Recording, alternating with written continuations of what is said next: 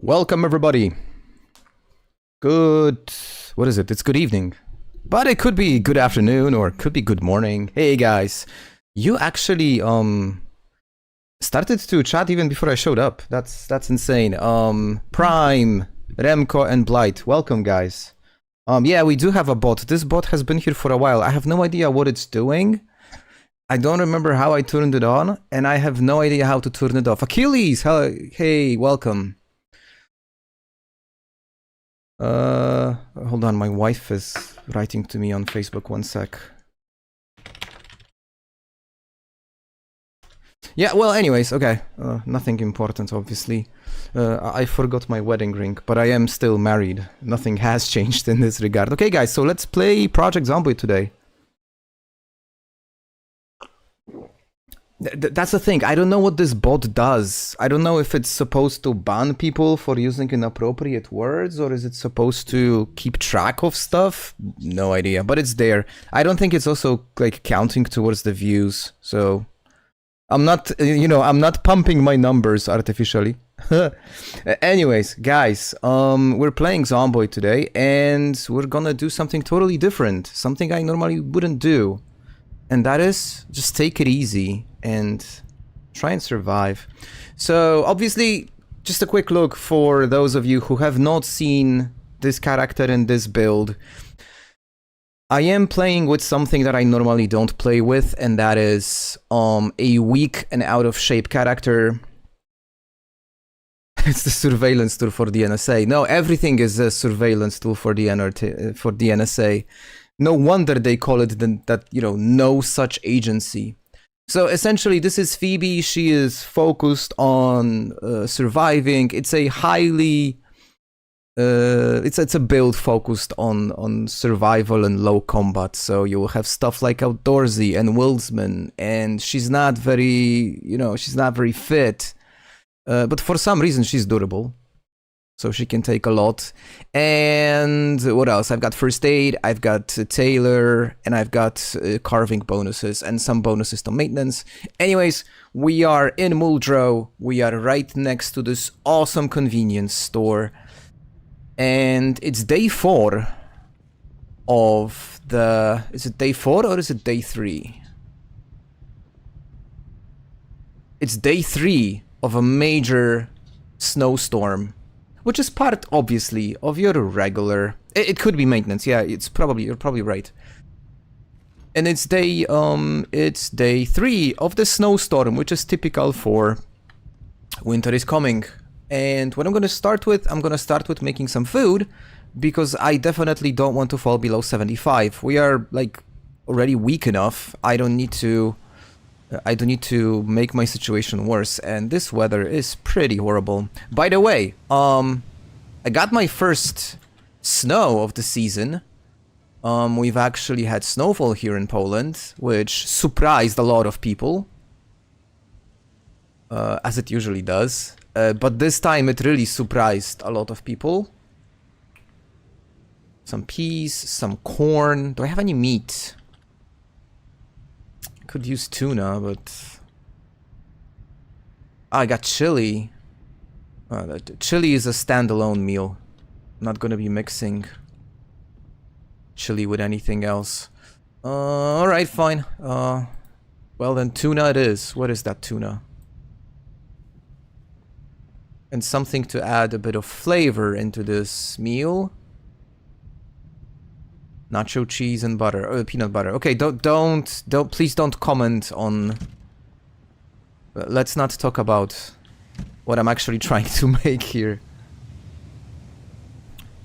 So we got our first snow, and it was some serious snow, actually. It wasn't like, you know, getting your typical couple of snowflakes, but an actual snow falling for multiple hours. Everything is covered in snow.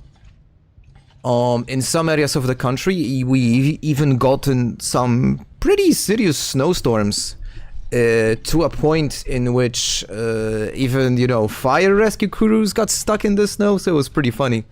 I saw a video earlier today of a fire truck pulling out a fire, like a Humvee, not a Humvee, like a Jeep from a ditch, because, you know, they basically lost control. Hey, Raven. So yeah, it's rather unusual, because we surprisingly don't get much snow these days in Poland. So when I saw the snowfall, that was pretty awesome. On the other hand, my car is still on you know, like summer tires, and I really need to fix that ASAP. Yo, there's another bot here. What's up? Don't get it. Chili with peanut butter. Low-key, peanut butter can be used in some really cool recipes. Especially Asian stuff. There is this thing that my wife does, which is like a pasta, which is mostly peanut butter, some like real peanuts, and some other stuff which I don't know, and I don't remember. But that thing is really good. Let's hook them up. We've got you know, like we've got bots, you know, hooking up on stream. It's, you know, AI taking over. Now it's gonna start and replicate itself.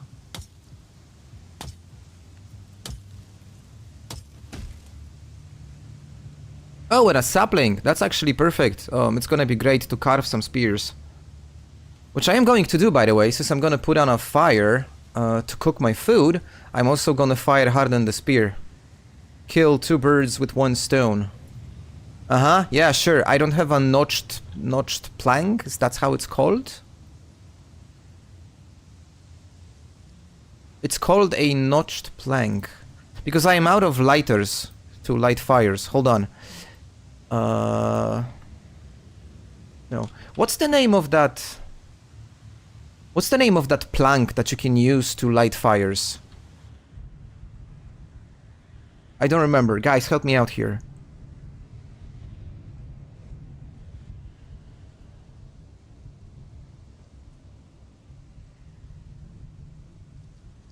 Oh, that's a very interesting fact. I didn't know that.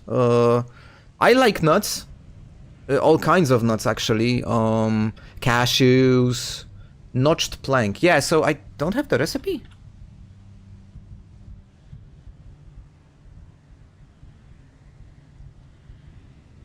Wow, okay. These nuts. Okay, so for some reason I don't have the recipe for that. I am unable to light a fire. Well, okay. In that case, I'm just gonna eat something else. Peanuts are not a nut. That's true. The coconut is not a nut. It's actually it's a fruit. It's a cocoa fruit from a cocoa tree. There is this like there's this song online about coconuts. It goes like, the coconut nut is a really big nut. Da, da, da, da. I'm sure you guys know it. It used to be like popular. You need a log, a branch, and a knife. Okay, let's test it out. I do have a knife. This is a knife. A branch. I also have a branch. And a log.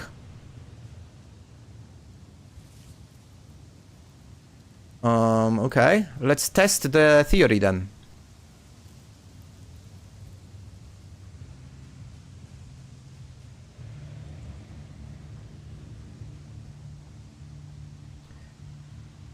a log, a branch, and a knife. No, for some reason I cannot do it. I must be missing a recipe, because it's not even on the list. That's crazy. Especially considering the fact... I mean, that's ridiculous. Like, all in all, it's just absolutely insane. Considering the fact that the character is a freaking outdoorsman. It's like... Make any sense of it. Lunarscape, hello! How are you doing? Oh, no, I'm just stupid, guys. I actually have a source of fire. I forgot I had a different bag. Yeah, anyway. I'm gonna light a fire, I'm gonna carve a spear, I'm gonna cook some food.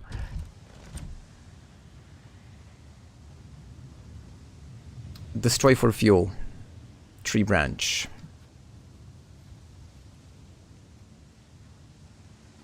Which is fine that I have these fire sources for now, but it's not fine for the long run.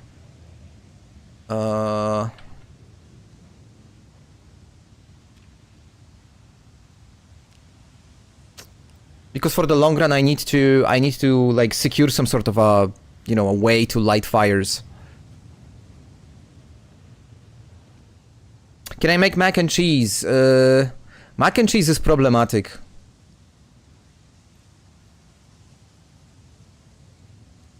I don't have any with me, so I cannot test it right now, but I'm sure I've managed to do that. It's just incredibly annoying, the whole process.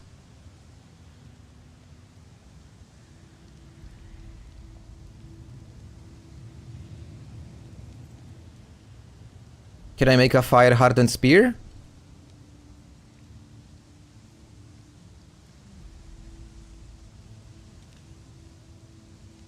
I have not learned the recipe yet, okay. Fair enough.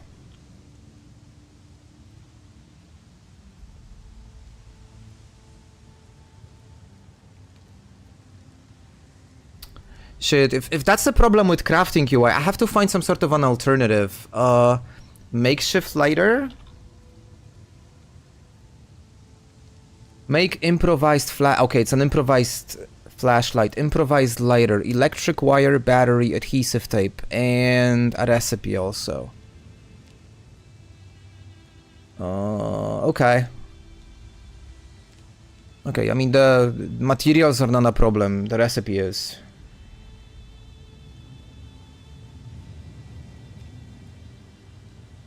We'll figure it out. Slowly but surely. So guys, how was your weekend?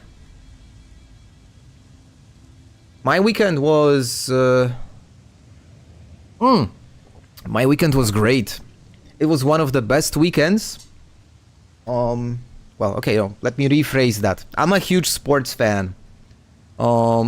Specifically, and I don't want to rub anyone the wrong way, and I don't want to make enemies here, when we're all just a nice, lovely community. But I'm a huge fan of Arsenal Football Club, and I am a huge fan of Max Verstappen. So, if any of you know anything about Formula 1 and what has happened over the weekend, and also know anything about British football and what has happened over the weekend, you guys can probably imagine how excited I was to, you know, watch sports this weekend. Blythe stayed at home because of the snow. That's chill, that's nice. We took our dogs for a walk on Saturday, which was fine. We took them to, like, there is this like, a field very close, like outside of Warsaw. It's like 20 minutes drive, and you know, dogs just could go crazy there for a whole hour and a half. And on Sunday I just stayed home, played Victoria 3 and watched sports. I mean, imagine a better weekend. Max Verstappen rings a bell. I'm sure it does for you. I would be surprised if it doesn't. Okay, let me check the map, because I don't remember which houses I've already checked. Okay, so this is the only one that I have not looted yet. I'm gonna go check this one. And I'm gonna go check this one. And obviously, if I want to find recipes for some crafting stuff, I would have to head south and explore Muldraugh more. But that's gonna be tricky with the zombies. Not rushing it. I've got tons of food. Don't really need to rush things.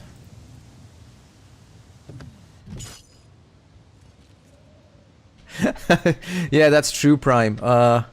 Yeah, that's the European stuff we're talking about. Though, Formula 1 is getting incredibly popular in the States. It's owned by an American company, after all, isn't it? By Liberty Media. And they really, like, they reworked Formula 1 more. Oh, why can't I draw symbols? Hold on, something's wrong. Hello? What's wrong? Oh, there it is. It's incredibly popular in the States. In fact, the race was in Las Vegas over the weekend.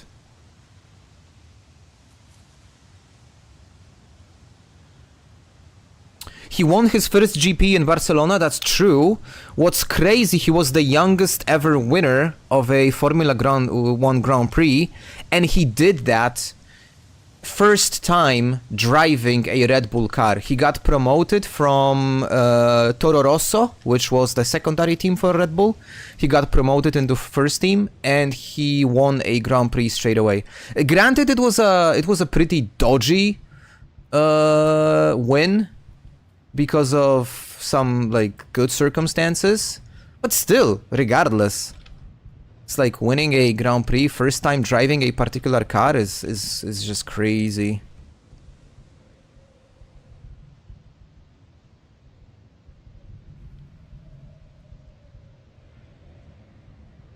Everything is owned by some... Yeah, it's probably owned by BlackRock somewhere. Even if it's not directly owned by BlackRock, it's owned by some sort of a shell company that's owned by BlackRock. Just so they they don't show on the statements. As you can imagine, I mean, as you can probably hear, my wife is home and the dogs are announcing it pretty openly.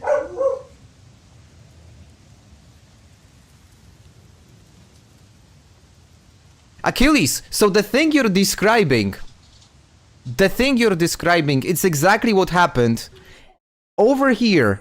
In this room, right behind me, there is a sofa, and we used to have a TV here, right? So where I have my desk, where I have like all of my equipment, there used to be a TV here, and my wife and I were watching that 2021 Abu Dhabi Grand Prix, and she's a huge Lewis Hamilton fan, and I am a big Max guy. So the scene you're describing, it was literally myself and my wife.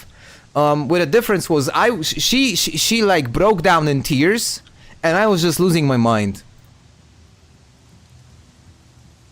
I mean, that season was insane.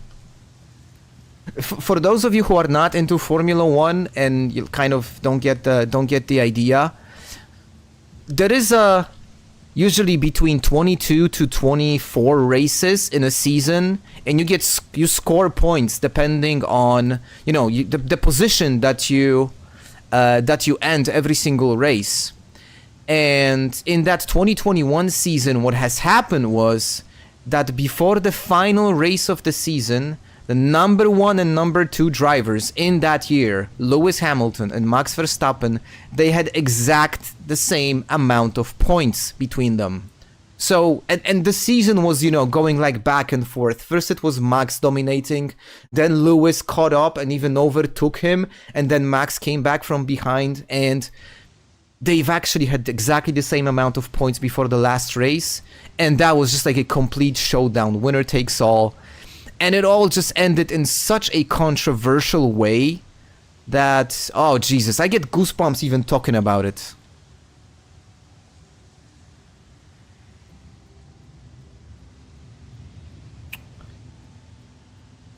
I'm not sure what I'm trying to do is actually smart. I think what I should do is just go back, undress, work out, eat read books, work out again, eat again, and go to sleep and wait for the snowstorm to end. I promised myself I will really like take it slow this time around. I don't want to, hey baby, I don't want to really, you know, like rush things.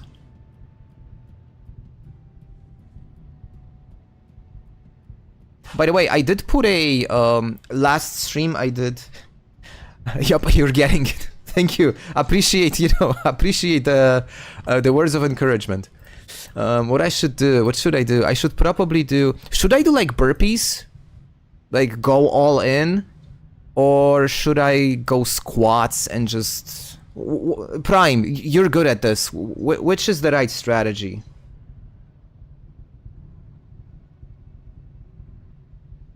Oh, of course they have. I did skip a beat, and there was this moment where initially Max overtook him, and I think it was like turn 6 or something, and then there was this long straight, and I think what Lewis did in that long straight was he used the EPU to like try and overtake, and they were like side by side at that point, and when Lewis failed that overtake, then I knew it's over.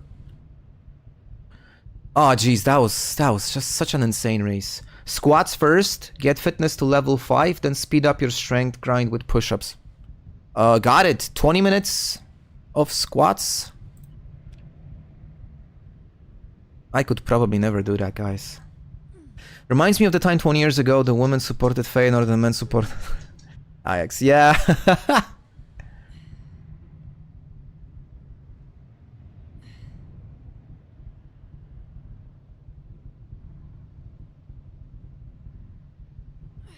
Oh, I like the fact that her legs are shaking when she's doing that push-up. That's actually cool. So working out is one thing I never do in Project Zomboid. Real life as well. I know my wife would love me to work out. I'm looking at her right now in the kitchen.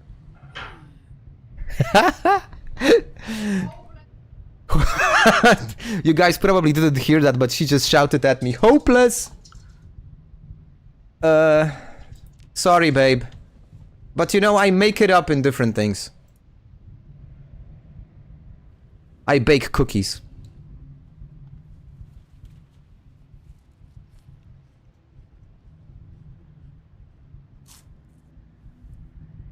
So I got into Achilles. I got into Formula One a bit. I think it was 1 or 2 seasons before, and it was actually all through Miniok. Miniok is like my best buddy. He was the best man at my wedding, and he sometimes pops up into my streams.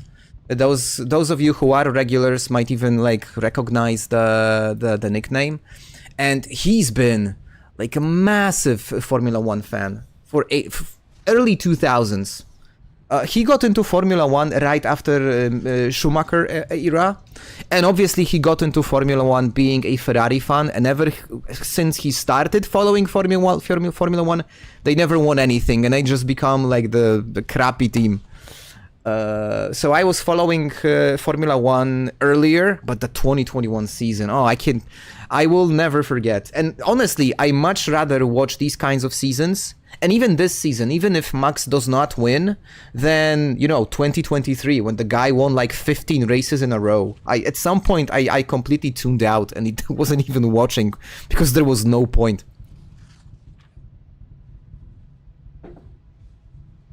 Speed of work routes is based on your fitness. That's why fitness takes longer to grind, because it accelerates your strength. Okay, that makes sense. So we gotta prioritize fitness. Interesting. Kind of is a similar thing with Arsenal. You know, whoever jumped on the Arsenal bandwagon in the early 2000s, you know, especially after the Invincibles season, which was the only season in the history of the British Premier League when a team went undefeated and won the championship. That was their last title. They've never won anything meaningful since. It's been 20 years. So yeah, sometimes, you know, things are going up and down. And I think it's Prime, that now got me thinking. It's like the Troy Aikman Cowboys or like Tom Brady New England Patriots. If you jumped on the bandwagon the last season, they've won. Oof, that's a hard ride.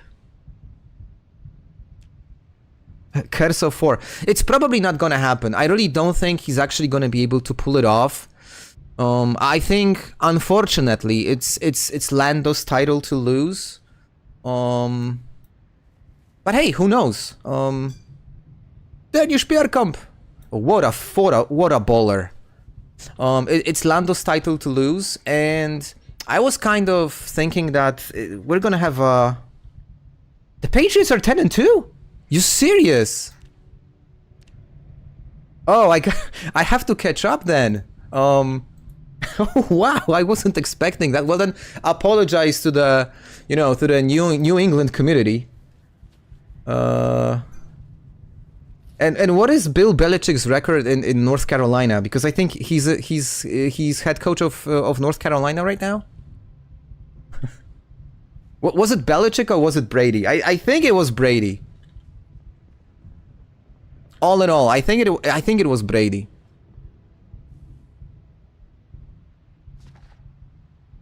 '49ers. Well, the 49ers, they were close a couple of times. So the thing with American football, right? I mean, I'm European, so it's not a sport that you would expect like a typical European to really like understand, know the rules.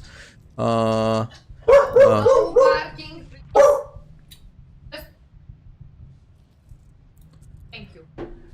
Smacznego. So, going back to what I was saying, thank you, Guccio, appreciate it. So it's not a sport that you'd expect a typical European to follow, but the thing, I actually even played American football, believe it or not. I was horrible at it. I was your typical bench warmer back here in Poland, where almost nobody was playing it, so even a dude my size and my fitness was actually able to make the team. But the way that I've got into American football was when I was visiting my dad in the States. I bought a video game, and it was like a 4-pack of EA Sports games, and I got that game only. I mean, got that 4-pack only to get FIFA. But it also had Madden. Take care, Remco.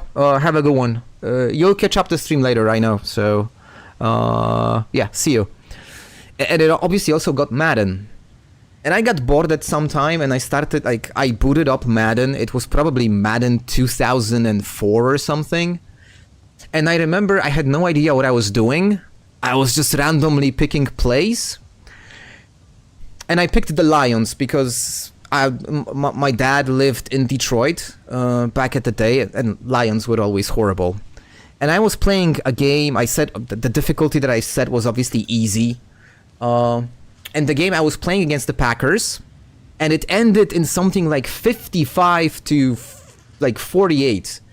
And I won the game on the last play. I was maybe 10 or 11 years old, and I still remember that. And had I not won that game, I would probably get like so frustrated that I would never like boot Madden ever again. But since I actually won the game, I played another match and another match and another match, and I got into it. I got really hooked. I started to, like break down, okay, so what does this play do? What is a running back? What is a wide receiver? And then I started watching football. And then it turned out that there is a football team called Warsaw Eagles here in my town, and I joined up with them and I started playing. It's crazy. And just so you know, let me just translate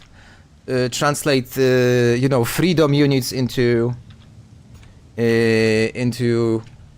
like a measurement that I can understand. Guys, I'm not even 5'6", okay? Warsaw's not a town. Yeah, city. You're right. Metropolis. I'm not even 5'6", so and I actually managed to play football. It was fun. I have really like good memories of those days.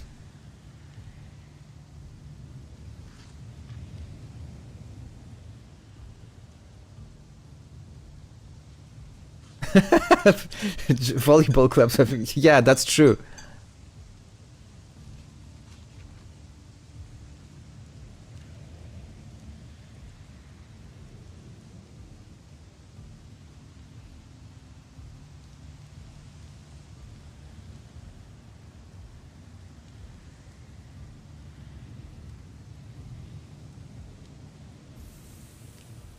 I will never forget this. It was I played in the first official season, like a league season that we've had here in Poland. There were 4 teams. There was the Warsaw Eagles. There was a team from Poznań. There was a team called Seahawks Gdynia. They were from Gdynia, which is up north. And there was a 4th one, which I don't remember the name. And so the whole season, the first official championship season, it was just like a tournament of 4 teams playing in like a head-to-head mode, and we've got into the final. We were playing against Seahawks, and we were like destroying them. This was shit. I don't want to mess it up, but it was like really 40 something to 12, because believe it or not, we were unable to kick field goals at that stage, and I was like a deep bench warmer, and it was for heavy, like mid 4th quarter. It's sure we are going to win the game, and the coach calls the blue defense. I was playing cornerback, and the blue defense, we've had 3 defenses. There was the gold, the red, and the blue. The gold were obviously starters. Red team was the primary replacements, and the blue team was us, the people who are supposed to, carry water and encourage our colleagues to do better. And he calls on the blue team. I get on the field, 3rd play of the game. The opposition's quarterback completely overthrows. I play cover 3, so I was like, dropping back. He completely overthrows the receiver, and the ball lands straight in my hands, and I get an interception, and I try to return it for a touchdown. They got me like 15 yards away from the end zone. That was amazing. I'm gonna tell you, it was on Sunday. It was NFL season, and the tradition of my team was we were meeting in a pub in the center of Warsaw called Bradley's Irish Pub. They were broadcasting NFL games, and I remember I got so insanely drunk on that day that I have no clue how I got home. That was fun. It wasn't fun the day after, but that particular Sunday was a lot of fun. And by the way, that was the only meaningful play I have ever had in my entire career, playing for the Eagles, or later on for the Spartans, because I played for 2 teams.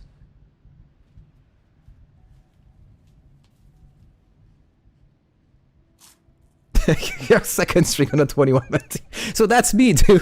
Like, totally. Yeah. But, being 5'6" and weighing not much, that's why I was just a bench warmer. But still, look, I really have great memories. It was a lot of fun. Okay, let's do some squats then.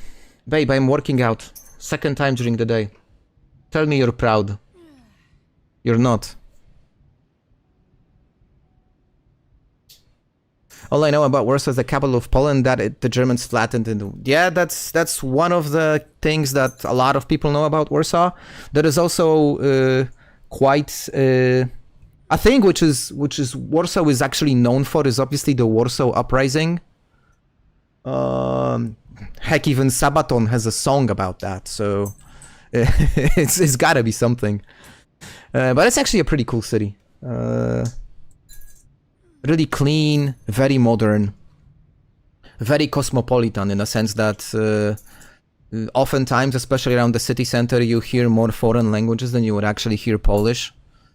But if you, for some reason you would be planning on visiting Warsaw, I mean not Warsaw but Poland, I would say there are far better places to go than Warsaw. I would start with Kraków and the Tri-City area, which is Gdańsk, Gdynia, and Sopot. Thank you, darling.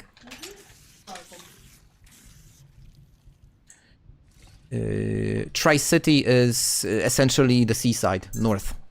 And especially Gdańsk. Gdańsk is amazing. It's the old town in Gdańsk is just beautiful.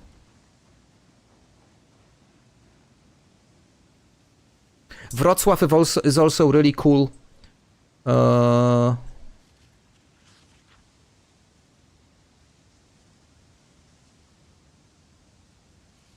Period.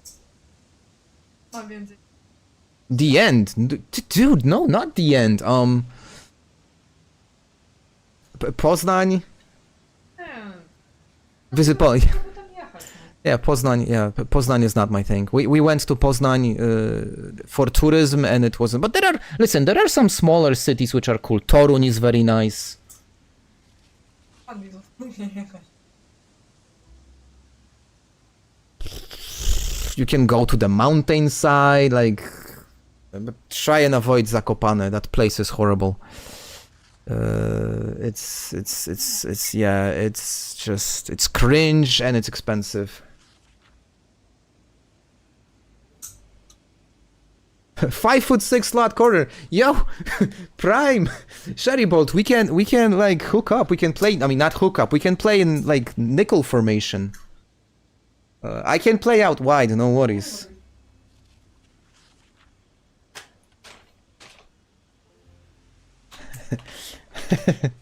Thomas, it's true to some extent. That's why you have to spice things up from time to time. Add some sprinters in, add some insane challenges, and hey, that's why the modding community is making our life miserable. Try to play the Eternaut mod if you're looking for challenges. Which doesn't stop me from having over 1,000 hours in this game, and I still enjoy playing it.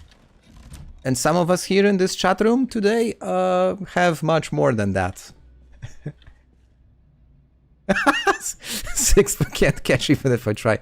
Amazing. It's amazing that we are like all in the cornerback community. That's nice.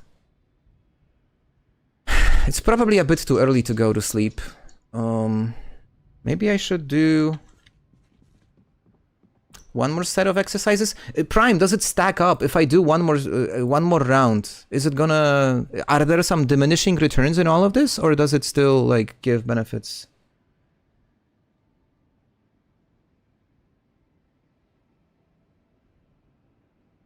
It is. It is. Thomas, you're 100% right.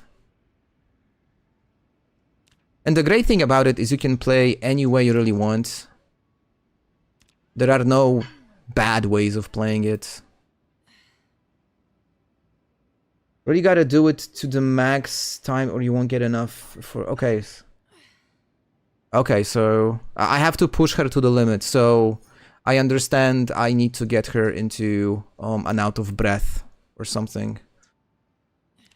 Which is probably not gonna... Oh, okay. The weight is going up. That's good. And does it give me experience with every squat she makes? Oh, it actually does. Look. That's cool.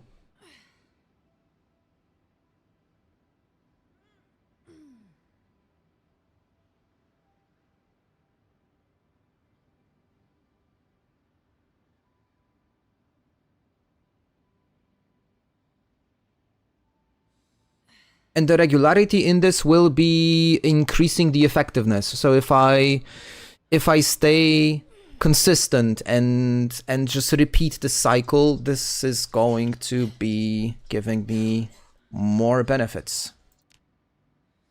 So exhausted. I don't want to go into completely exhausted because I am also trying to manage my weight. If that makes sense. So I want to balance it. All right, going to sleep. My guess is by tomorrow the storm is over. Almost perfect. 4:20. I was hoping to wake up at 5. This is not great though.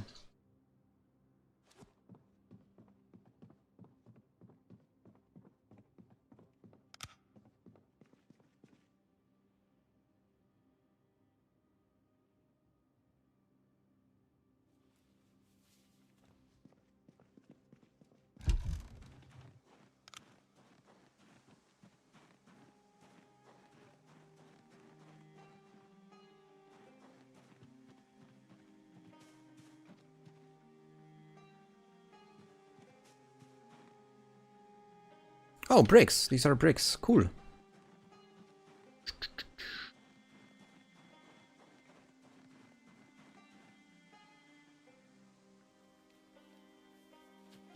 Thomas, this is actually a very fresh run.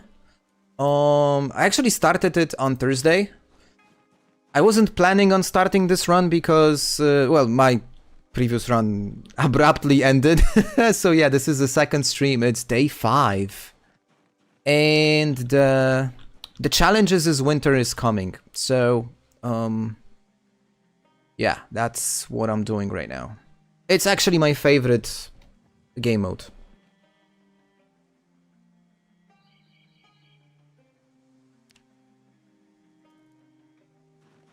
Oh, I left it in the backpack.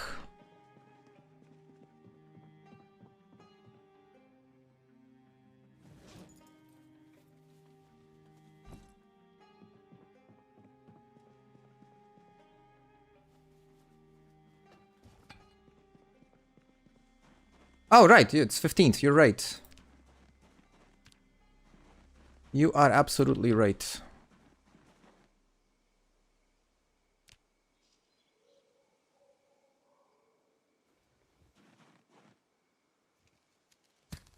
I hate that.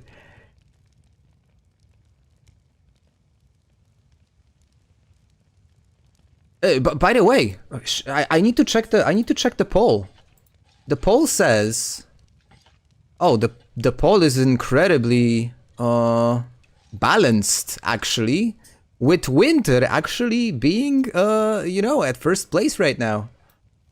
It actually has already 18 votes, which is pretty amazing. Thank you for voting on the poll.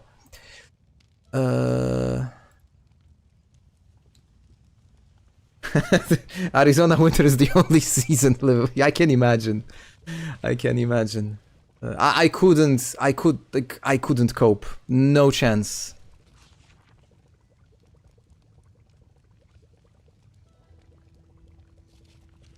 I absolutely couldn't cope that. Though I did notice something about me. The thing is, the older you get, the more you appreciate like warm weather.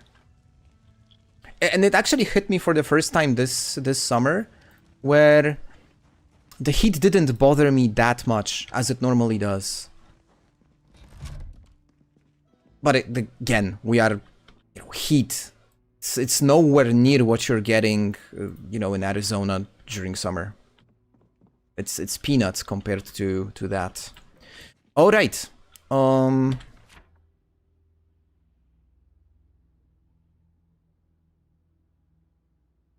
Right.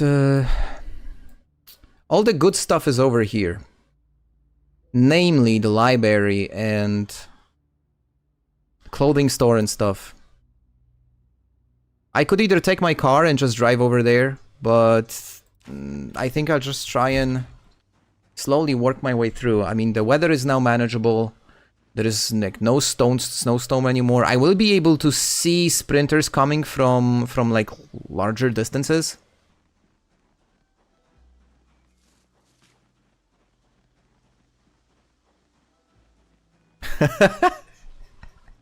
Yo, that's insane, Prime.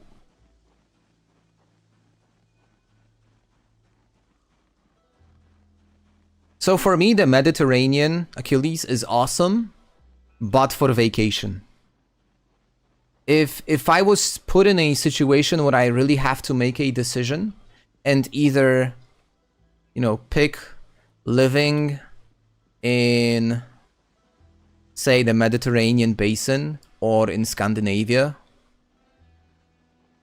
I would go Scandinavia. I think.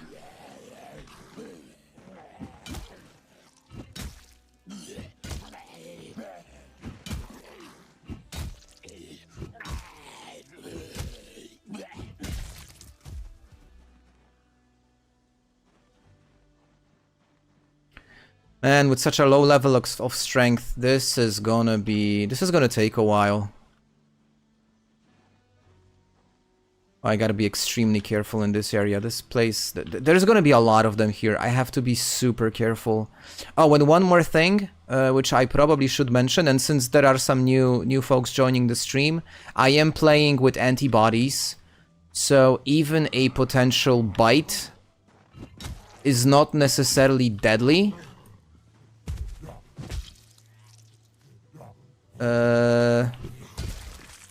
But yeah, we absolutely don't want these things to happen to us at all.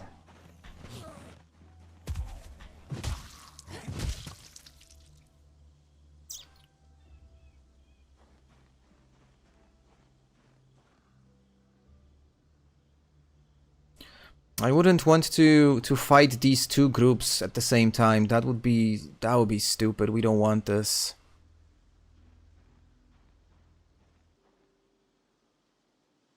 And there are more over there. Oh, yikes. Oof, if I would pull these guys, there are, you know, sprinters there, and that would just be bad. I think I gotta rethink my plan. Yeah, that's just too dangerous.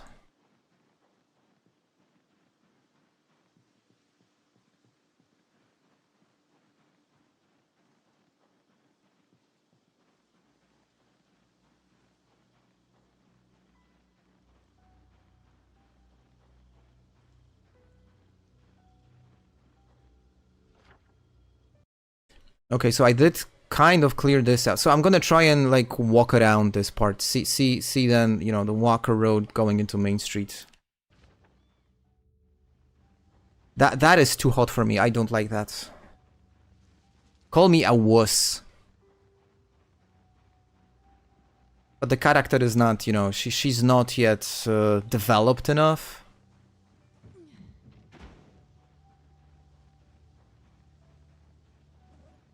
Oh, I have cow's milk with me for some reason.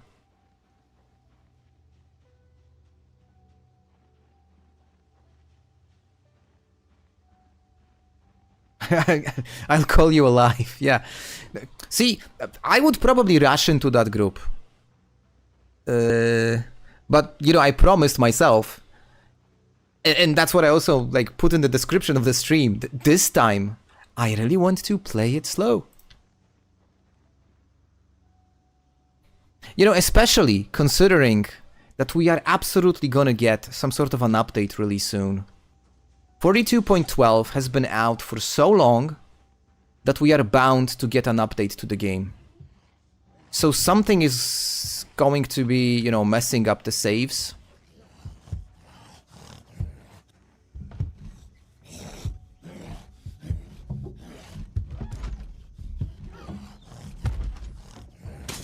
So that's a great reason to, you know, to make like a solid long-term run, only for the save to get to, you know, to get bricked at some point.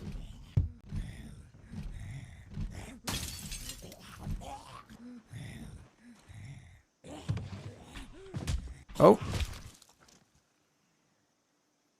I'm gonna start collecting watches because I do want to build that lighter. That makes sense. Oh, look at this, another group.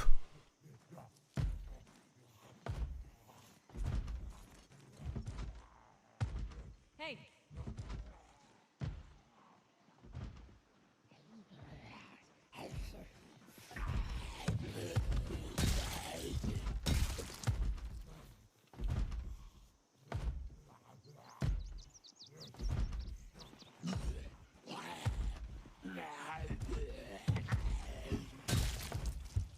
Oh geez, oh, there's way more than I expected. I mean, obviously it was the shout that pulled them.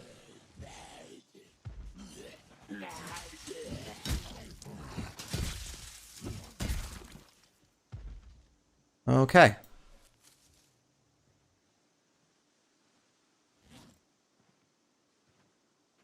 Slowly, methodically.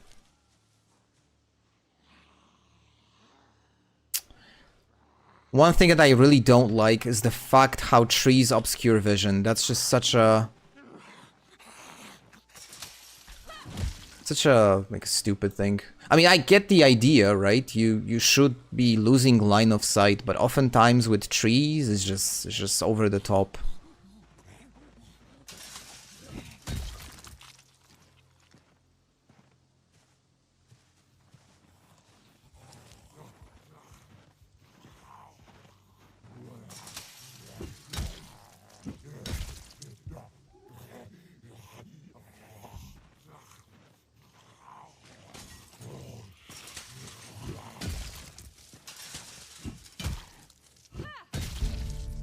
Oh, that's a nice bonus.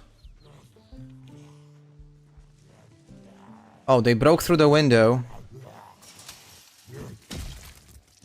So there's gonna be more coming through that window. There's another one over here. Okay, but still manageable, okay? Especially fence fighting.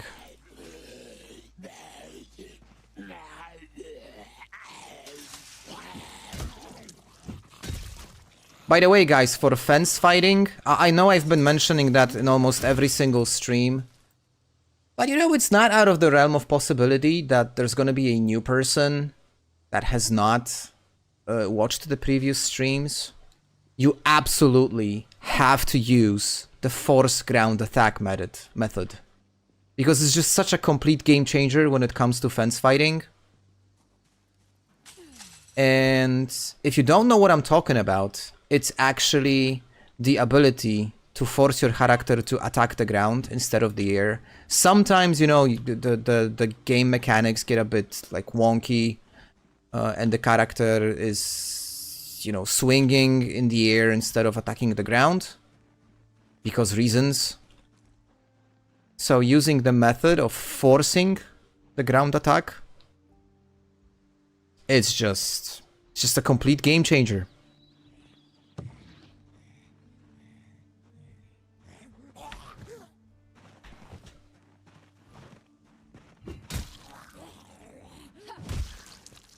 And it works for both weapon attacks and also stomps. I think the party is over. We got him. Nice.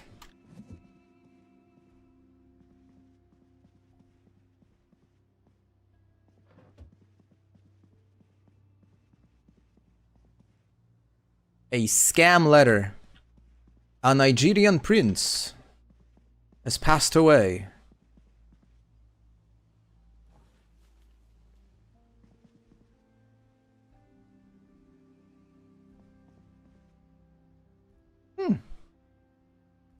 Electrical wire. Actually, this is required for the... Ooh, and another funny pack. How nice. It's required for the... Shit, I cannot focus. For the makeshift lighter. Oh, and the battery is also required for that. That's cool. That's cool. That's cute. Kitchen knife.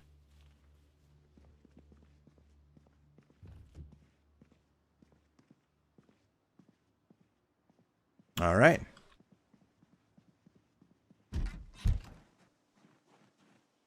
Let me quickly mark it.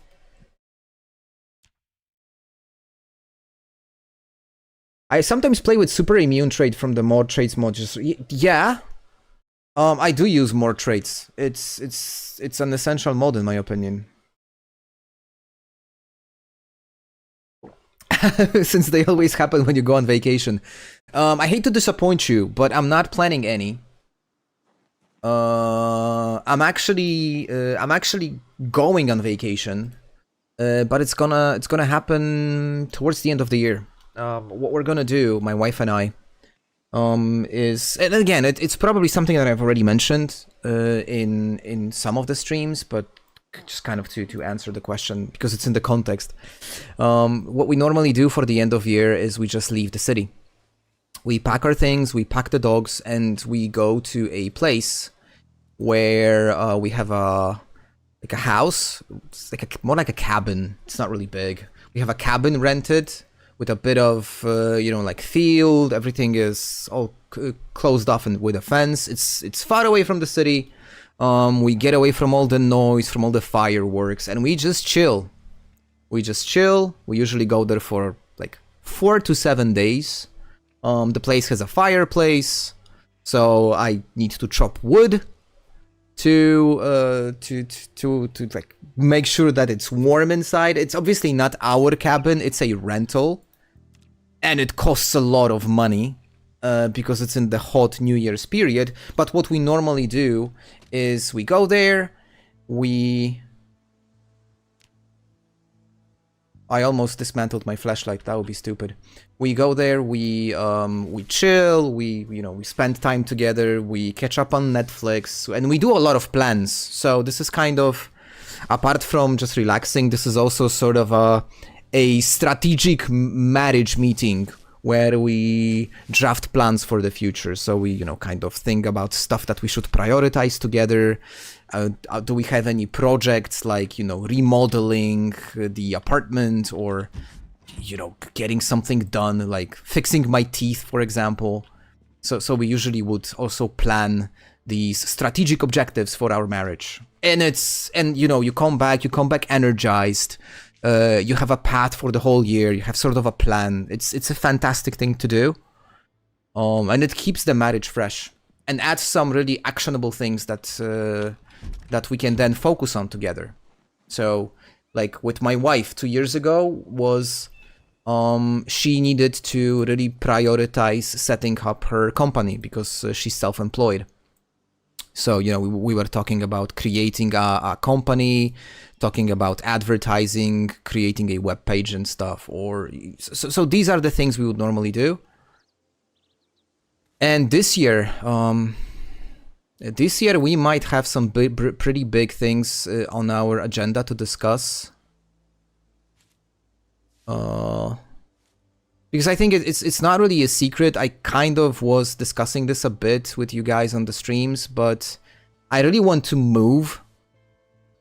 I live in a really nice flat, not far away from the city center, but I kind of gotten tired of the city, and I would really love to move out of it. And maybe we will be discussing, what are the options for us to buy land and stuff like that. So, yeah. But unfortunately, from the perspective of Project Zomboid, it's gonna take place towards the very end of the year. So, I am kind of hoping we are going to get an update before that. If that makes sense.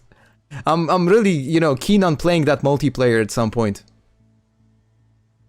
Indie Stone, if you're hearing me, you got stuff to do, guys.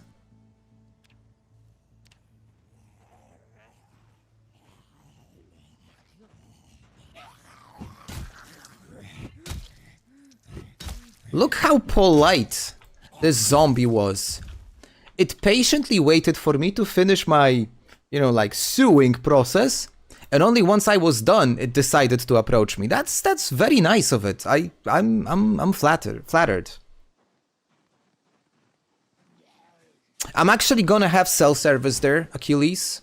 I'm actually planning to work from there, also.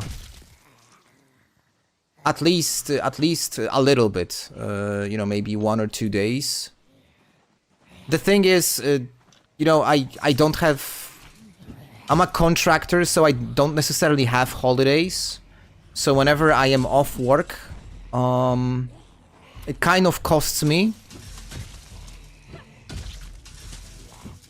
And I want to limit my... I want to, maximize my income.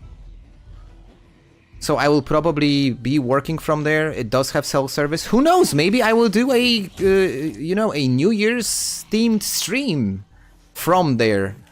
Don't expect, insane quality.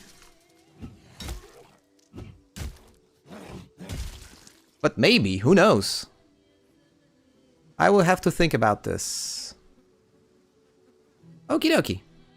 That's almost the whole group. I can definitely take on... I think I should be able to take on 4 more, because the pain is in the neck. It's not in the arm area.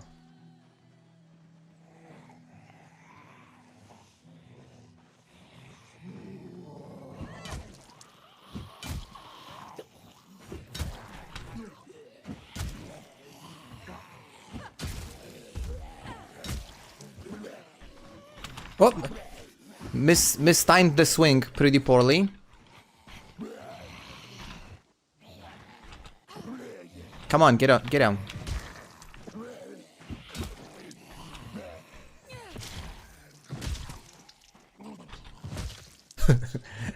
What was that noise? He sounded like a Murloc from World of Warcraft. Okay, there was one more over there, I guess. Oh, a generator, guys, look. Shame I cannot use it. Because I don't know how. Yeah, there's two more, actually. Okay, I'm gonna finish these two off. And I'm gonna head back to base. Oh, absolutely. I have to rest and oh, a lighter. Sweet. That's low-key one of the things that I really need. I need to find a lot of like sources of fire.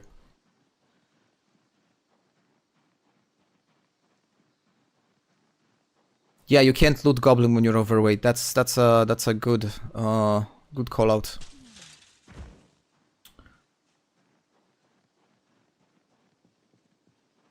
Because then I will, like, I am also losing on speed and stuff. It's what got your... okay, I'm not gonna remind you, sorry. Yeah. Gotta play it smart.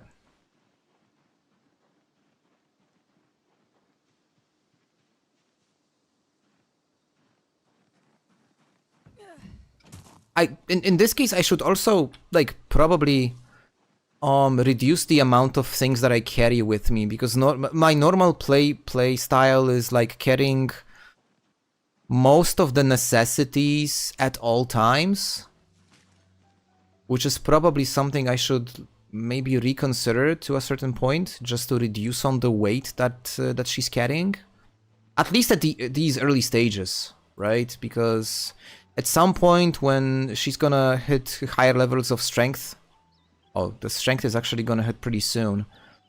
So you were right. It's much harder to level up fitness than it is strength. Ah, interesting.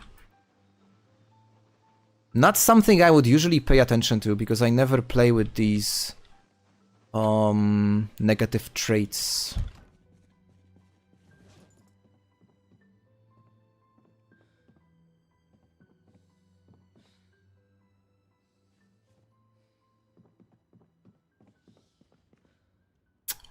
And burning calories as well, which is not necessarily something I want to do. Gonna make some cereal. Not the fruit salad. What is the milk? Oh, geez, I need to do this stupid liquid transfer option. Alright, hold on, guys. And now I can make a bowl of cereal, of course.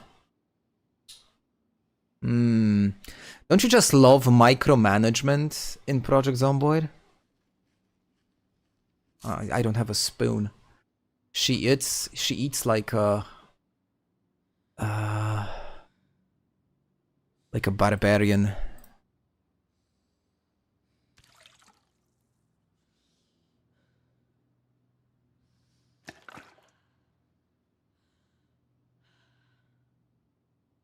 And for some reason, guys, it's giving you cooking experience. Because obviously, pouring cereal in a bowl is something that would improve your cooking skill, right? Yeah, totally.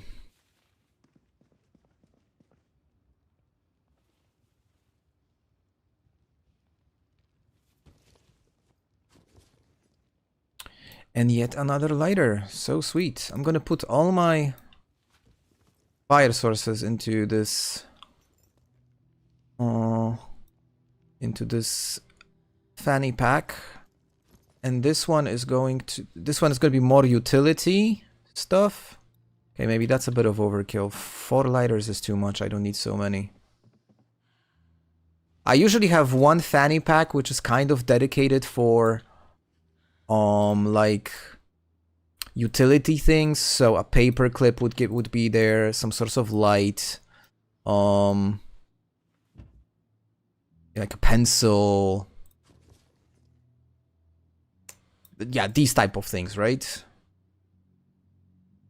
And the other one usually is purely first aid. So I would have, I think I had a bottle of alcohol, which is again too much. I should maybe just do some bandages that are sterilized, stuff like that. Anyways,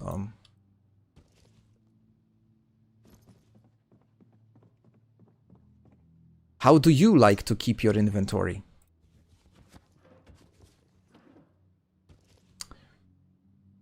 Dude.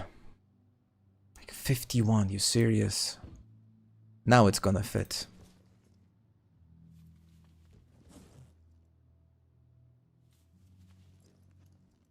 There we go. Okay, it's much better now.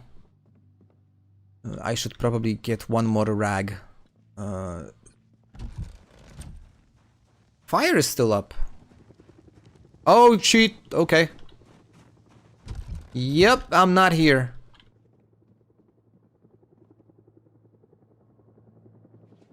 I also add a flashlight, a few color pens. Yeah, that's an eraser, 100%. 100% is something I would carry with me. And this alcohol bottle makes no sense.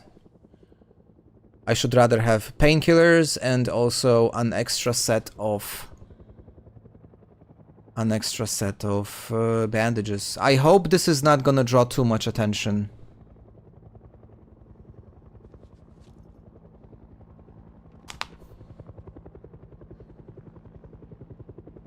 I forgot it's today. The heli event. Actually, a bit quite lucky that it didn't catch me all the way over there. Back at that house I was looting. That would be a problem. A huge one.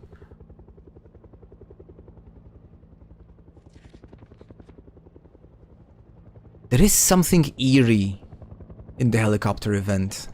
Something evil. Not sure if you guys would agree, but I always find it like this.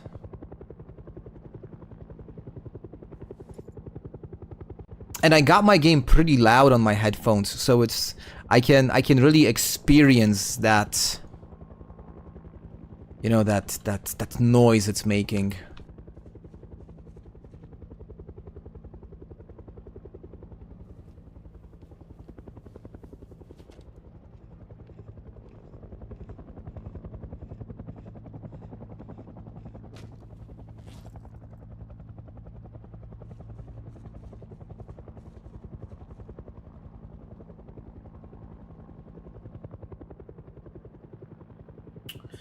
I don't like the fact that it's still hovering near where I am. It shouldn't be... It shouldn't see me at this point.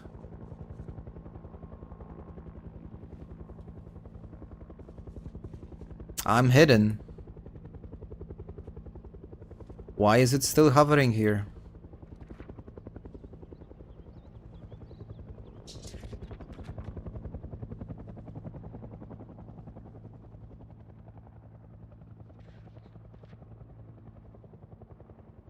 I think it's going away, isn't it?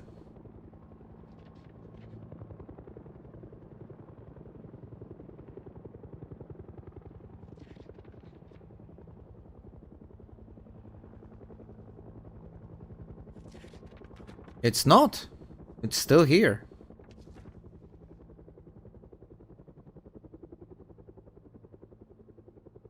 It's just getting on my nerves at this point.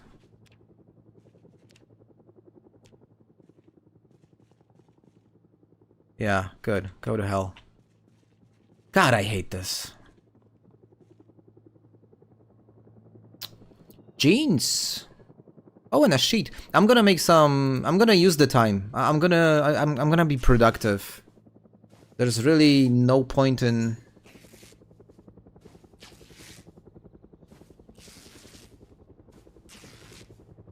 So... It doesn't matter if it sees me or not. I was always under the impression...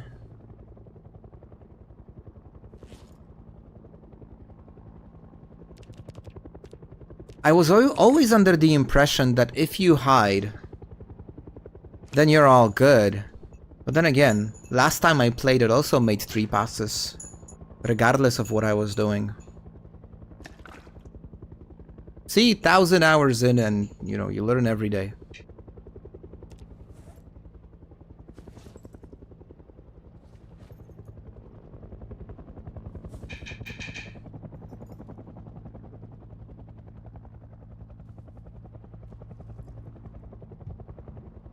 Oh shit.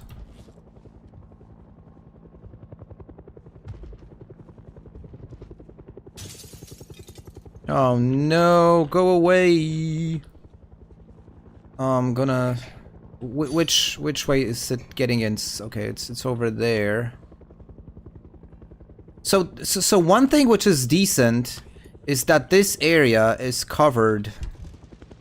It's closed off with a tall metal fence.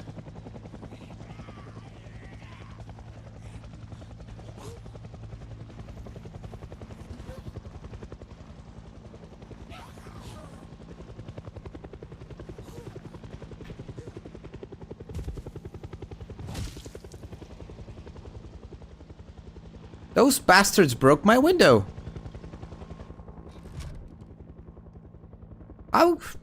How rude. Oh, hello.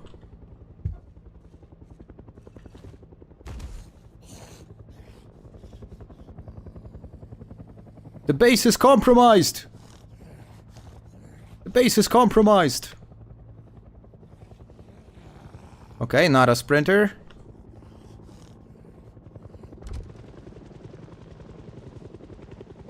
What's my carpentry skill? I don't know. Pretty low, probably. It's entirely possible it's at 0. I have to check. I don't remember. Hey, but I've got more strength now. It's something.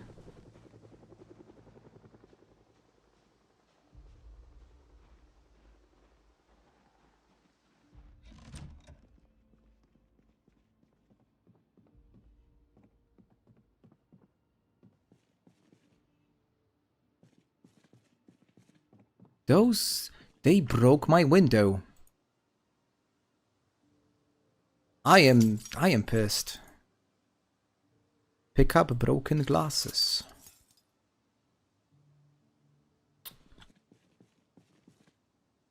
What recipes can you make? A glass shiv. I heard that it's something that can easily help you grind maintenance.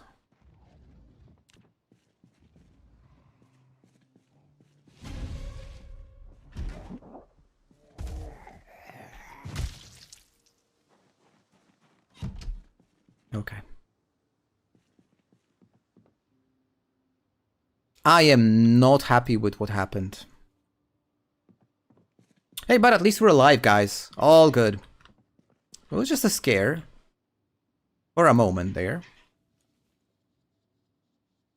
Yeah, I know. And I think you need a crowbar for that, right? So we can, like, move windows between houses. Okay, let's see if it really... I want to see if the heli event did attract them. So my primary concern would be northwest, from the west, because that's where all those groups were, and potentially south, because I haven't cleared that area yet. I don't think I should be worried too much about the north and east directions, because I came from there. So my guess is most of what was there has already been cleared. Yeah, I do have a crowbar, that's true.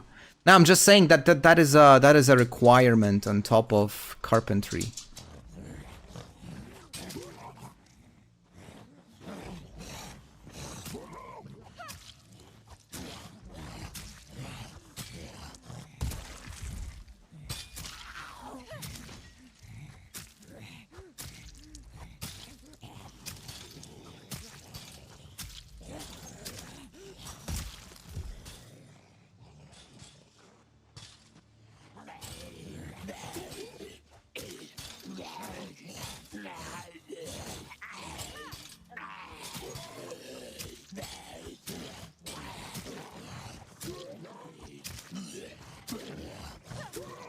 Pretty durable carving fork, gotta say.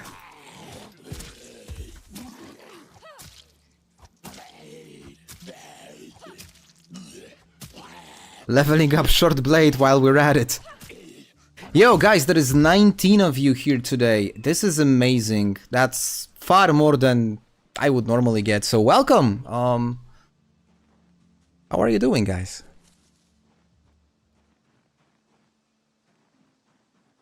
All right. That was the one and only heli event that we're expecting in this playthrough. I could maybe play around and set it as, you know, occasional. But then again, why do that? It's a certain percentage of all the zombies. I think I've set it... I didn't want to go like over the top, so I set it like 2 or 3%. So it's not a lot. But in some particular areas...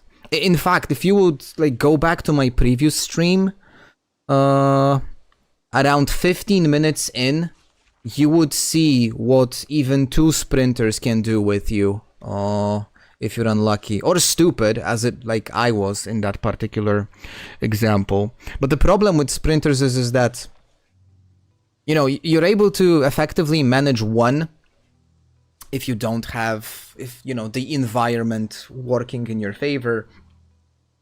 But if you have more than one at the same time, especially in open field, even if you're able to push one of them away, then the other one is just gonna snag you. I mean, it's challenging. I started to play with sprinters recently, so I don't really have that much experience, probably around 100 hours with sprinters altogether, and fairly low numbers for now, but it completely changes the game, because whenever you like have a group, you don't know by looking at the group if there are sprinters in that group or not. And if there's more than one, you could be in some serious trouble unless you're able to use the environment to your advantage, like have fences over which the sprinters would trip and stuff. But in open field, it's incredibly dangerous. And fun. It's a lot of fun also. It added a completely new dimension to Project Zomboid, so I can definitely recommend that. If you're getting bored and you want to spice things up, absolutely go with sprinters. And if you're wondering what sprinters are and how to like set them, you just gotta go into your game settings. When you go into the zombie settings, you will have in your default game settings, there's going to be a sprinter amount option, and you just select like low, normal. I think there is also like insane or something. And while the game is already like live, it allows you to set a sprinter amount, and I think it's percentages, because it's giving you a 0 to 100 like a bracket. And they make a really scary noise, by the way. They make a noise that reminds you of zombies from like some really good zombie movies. They sound different. They have like a screeching sound. So yeah, it's fun. It's fun. And if you start to experiment with guns, so the previous playthrough that I did, it was like very gun oriented. You have to take into consideration that guns make noise, and noise attracts them. So when I started to clear the parking area of the Crossroads Mall, it was just a lot of combat and a lot of fun. I'm actually considering on making. I didn't have the time to do that, but I think I'm gonna clip some of the highlights from those 3 streams I did with Justine, Case, and Pablo, and I'm gonna make like a short video out of it, because I got some really decent content when it comes to combat and, you know, using weapons and sprinters, in fact, and my death. So it's probably gonna be on the channel this week. I just need to find some time to sit down and montage everything.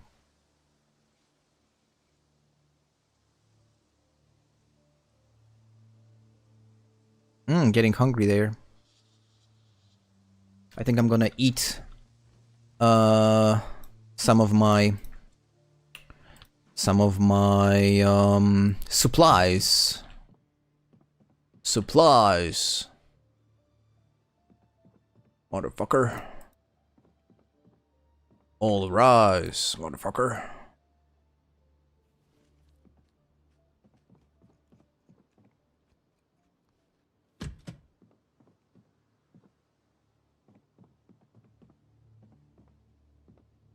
And one more thing, if we are talking about some, tips and stuff, let me just finish up these chips.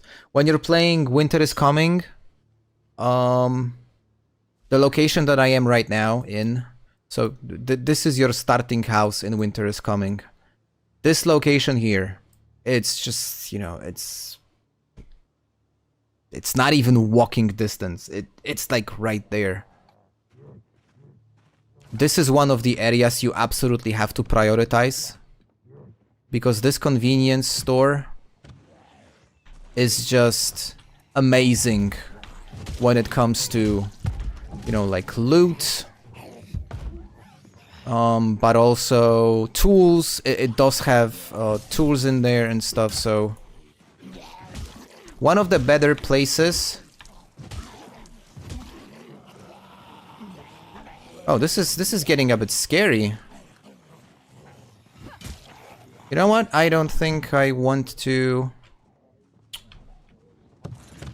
Oh, geez. Okay, hold on. This is getting really scary now.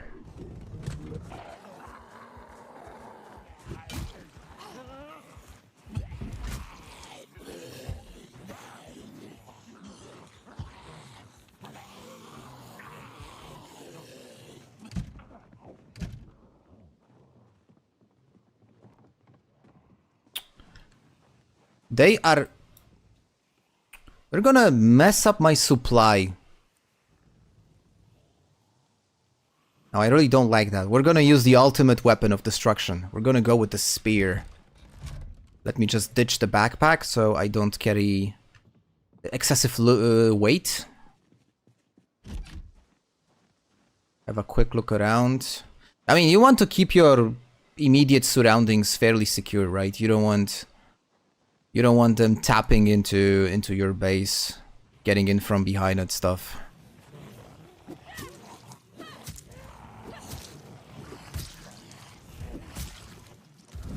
Oh, one already got inside.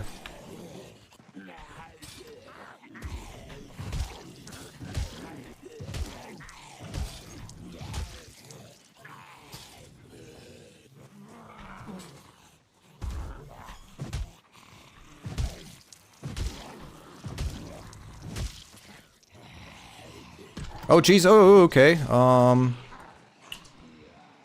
Yeah, this is not looking great. It's not looking, like, insanely bad. Oh, thank you. Thank you, darling.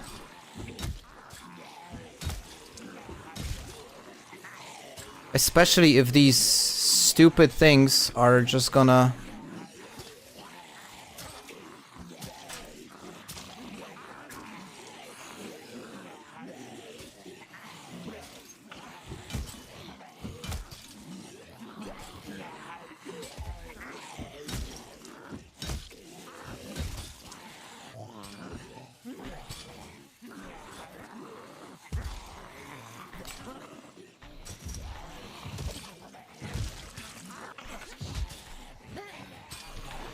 Ah, shoot. Okay, that was nothing.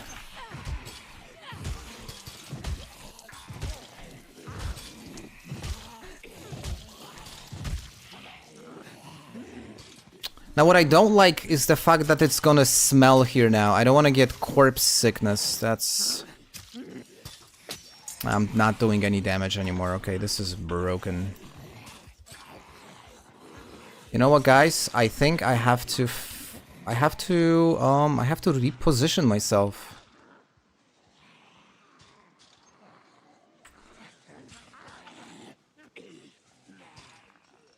Yeah, that's what the helicopter event would do with you.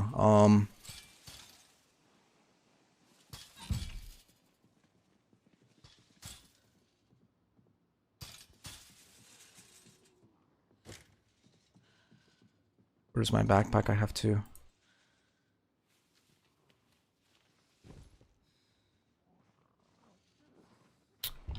Yeah, shit, they saw me. Okay.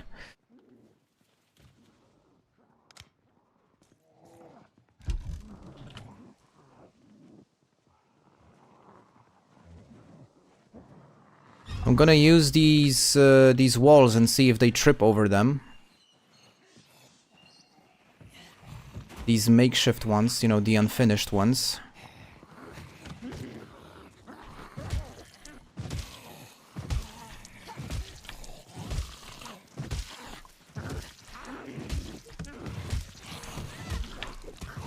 Oh shit, that's bad. Okay. I am still able to run away, that's fine. Just don't panic.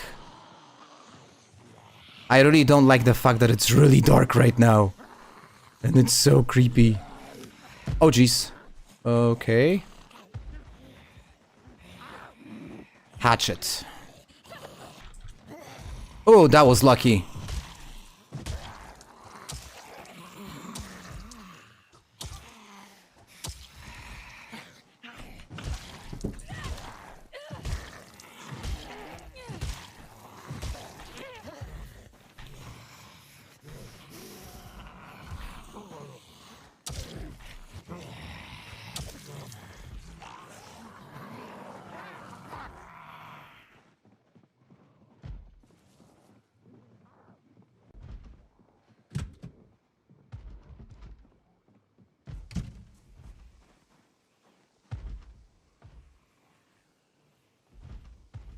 Did I close the door behind me?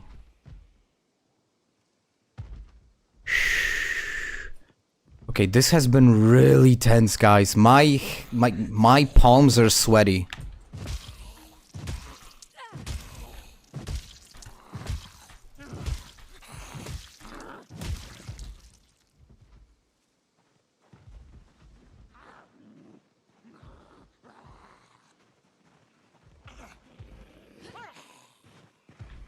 Palms are sweaty, knees weak.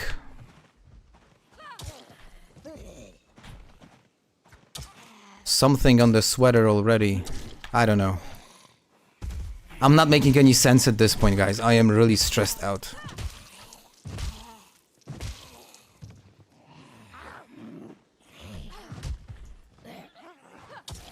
There's also one more thing I could do. We're holding our breath. We are all holding our breaths right now. I didn't want to use the car because of the noise it's gonna make.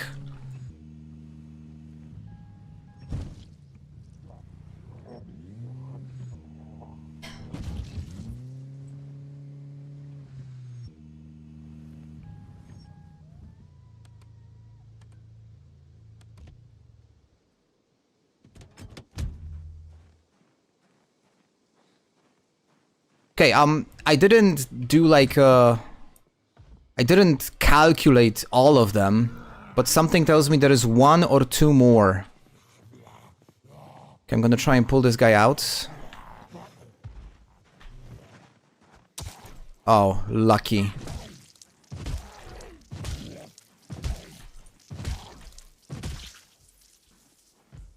Okay, and there's one more.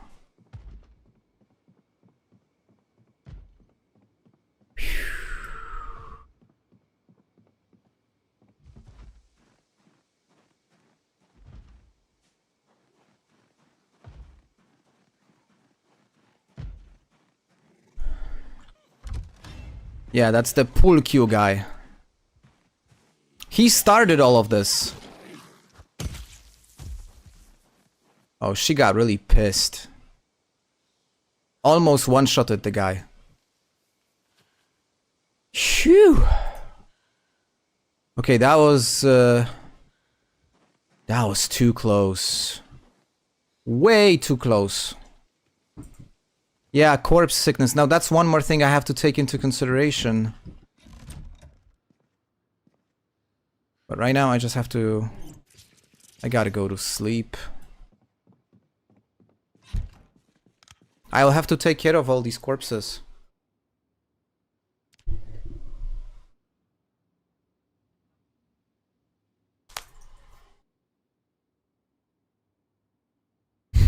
That was a good day. I mean, a good day. That was an interesting run. No wonder she slept till noon.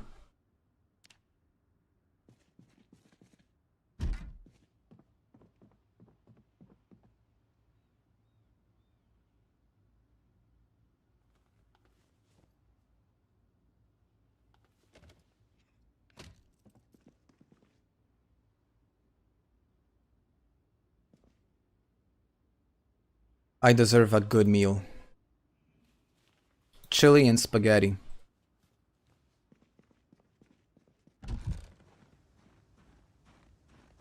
So with the corpse sickness, I am kind of hoping, considering what has happened and that most of the bodies are over there, I am kind of hoping that it's only gonna be a problem in this area, and that I should be fairly good in the vicinity of the house. But we will see.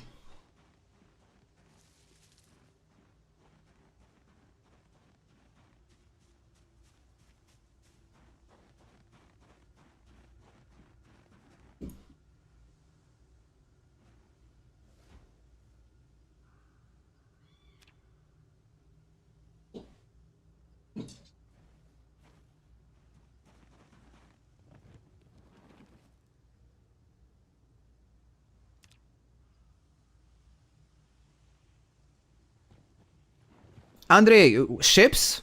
What do you mean ships?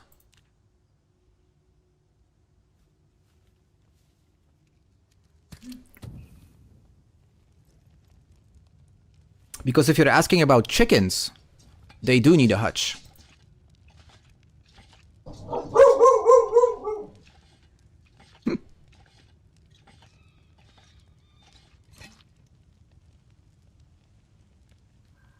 Ah, sheep. No, they don't. Sheep. I should I should have figured that. That's true. No, they don't. They don't. From what I know, weather doesn't affect animals at this stage. So any kind of a barn, you know, the ones which are pre-built in the game, they are just for decoration purposes. Now, the only thing that's actually having a purpose when it comes to animal shelters are chicken coops, which are also used to keep turkeys, because they also work for turkeys.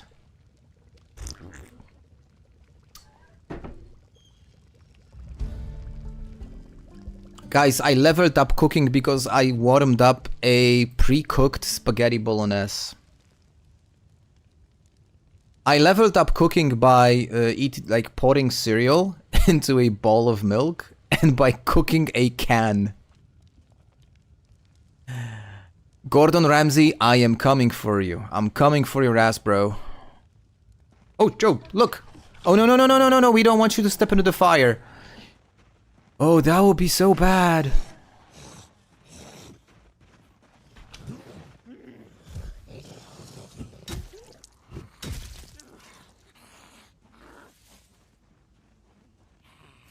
Sheep are... They could be stressed because of... are there any zombies nearby? And what's your animal, care skill? Because this also affects level of stress.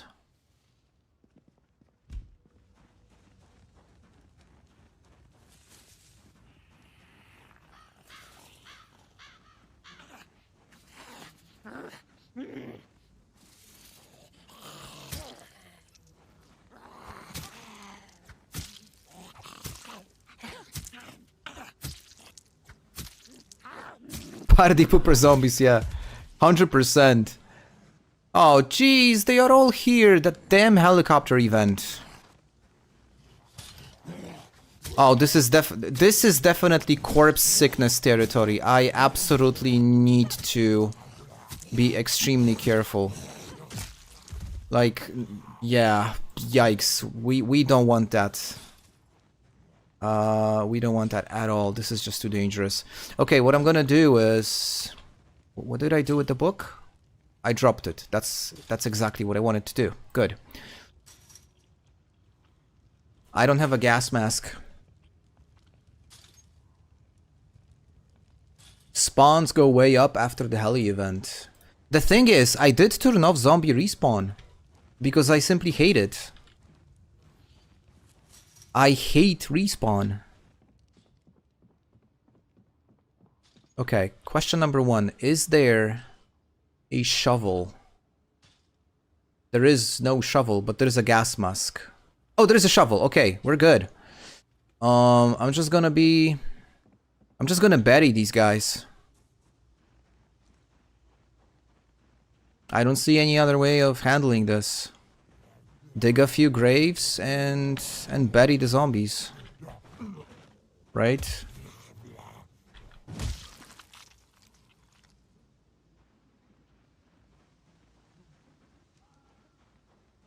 Ah, okay. Got it. So essentially, if they are stressed out, what could have caused them stress, if there are zombies nearby, they are gonna get stressed. It's gonna take some time for the stress to go down. Your animal care skill does affect the levels of stress that the animals experience. So taking care of animals and leveling it up will also help you when you're, say, milking cows or shearing sheep.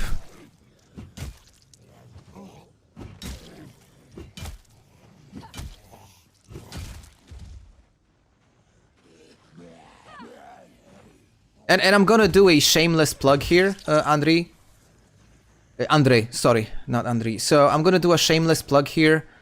If you're on my channel, there is a chance you've seen the videos already, but if you haven't, there is a whole series of tutorials that I've made. They are mostly correct. There are some things which are not correct in these tutorials, but we have people like Metal Prime who tend to call me out on all the mistakes that I make in my videos. So if you just go through the videos and read the pinned comments, because I tend to pin the comments that call out the errors that I've made in the videos, you should be all good.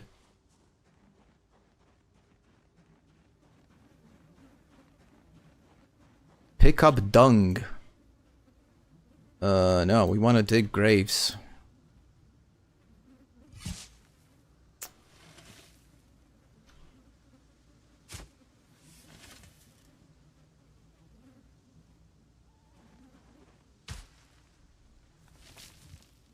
Okay, this is gonna completely wear her out. Like, totally. Once I bury all these corpses... Okay, what are the...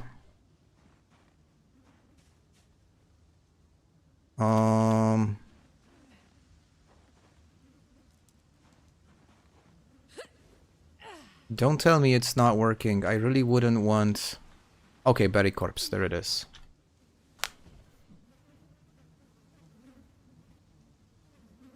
Oh shit, sorry, again. Oh, that's cool. So... The weight is... I mean, the weight is a thing, so... You just have to eat a lot of food and not do too much else. Otherwise, you're gonna start losing weight. Thank you, Prime. Appreciate it. I'm doing my best.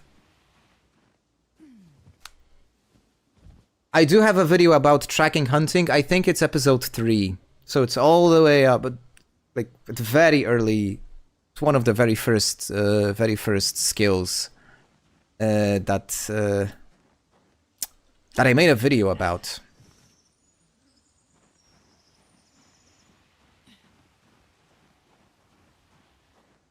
Now, what we are doing right now, guys, might seem like something incredibly stupid and boring, but what we've learned already the hard way in one of the previous streams is there is a thing called the corpse sickness.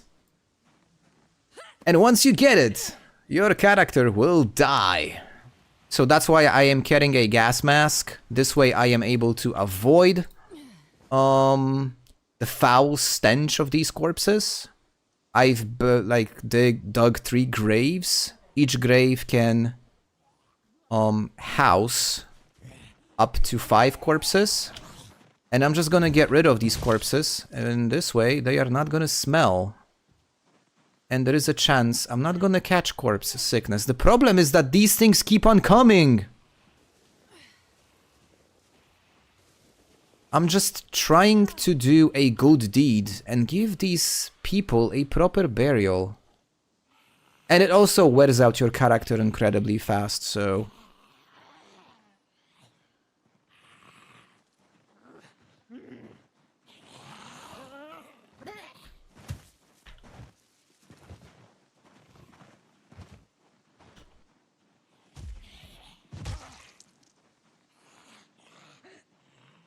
Oh, I didn't kill it.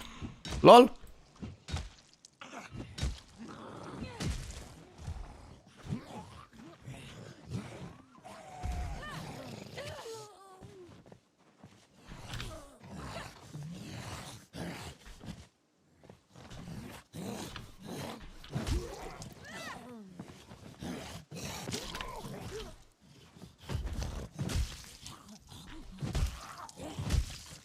Okay, I'm gonna... Oh. Actually, a lighter and a digital watch is very welcome, but what I'm gonna do is I'm just gonna take care of the corpses which are here. I think these won't be a problem.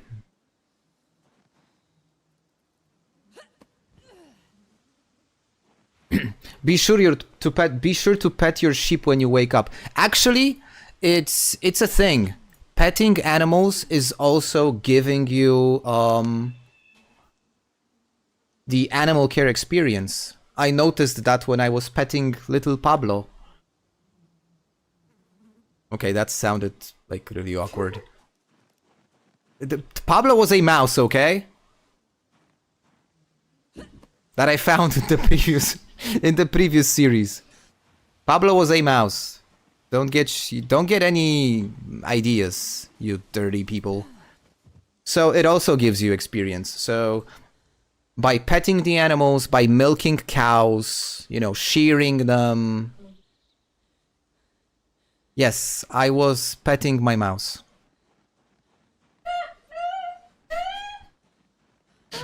An underage mouse though. He was adult. The tooltip on that mouse said explicitly it's adult. Jesus, people.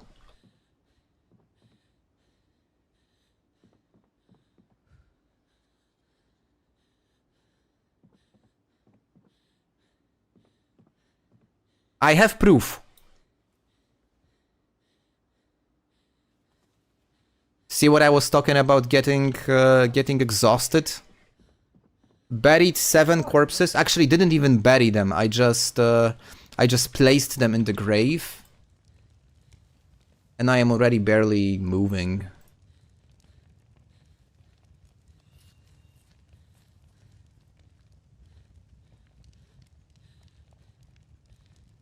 Raven, dude, like, what kind of a question is that? Jesus Christ. You're getting funny ideas now. I love the fact that your wife laughed at what I said. Yeah. You know, she's like a silent supporter of this entire YouTube / streaming endeavor that I have. She's very supportive. She's rooting for me. She always asks me how the stream was. It's nice. She brings me tea. Yeah, that's also true. I got tea from. And by the way, we were talking about places to visit back in Poland. So this is a cup, I mean, a mug that I've got from Toruń, which is a nice place to visit. One of these more like low-key places that you wouldn't find in every single tourist guide for Poland, but Toruń is awesome. Let's see which guys, believe it or not, I'm just checking the survey. Winter is in first place. Winter is your favorite season. So I can high five whoever is giving like the votes for winter, because it's also my favorite season. Anyway, I can see there's still 18 of you, so apparently, like, you'll find this pretty interesting, even though I am taking this playthrough really slow. So if there is anyone that's watching, that's here for the first time, please say hi in the chat so I can say hi back.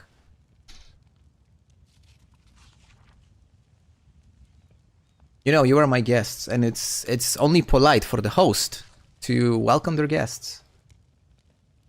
Still here, but EU5. Cannot blame you. I've spent over 30 hours over the past 4 days. Hi, Raven.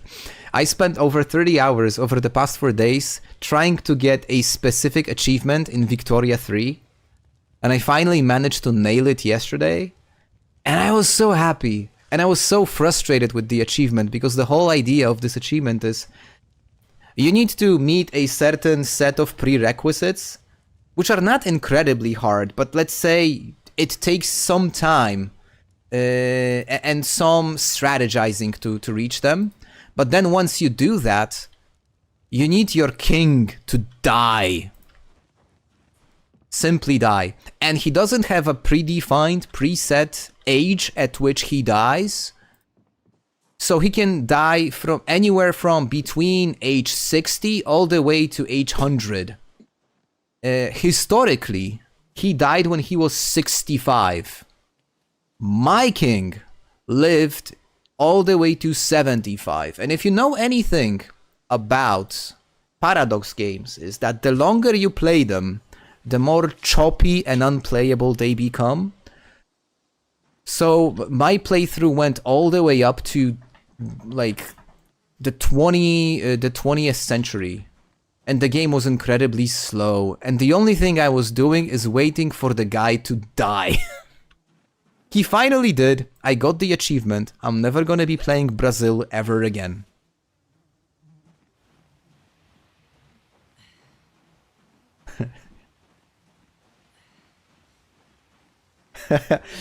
Achilles, I think we're a fun bunch. I think we don't get easily offended here, and we do have like a specific sense of humor. I think we're all good. Just try not to get like way over the top. I mean, racism, we don't want racism here, but and some other things as well, but most of them are acceptable. Okay, my filter is dead in the mask. So the mask is just now useless.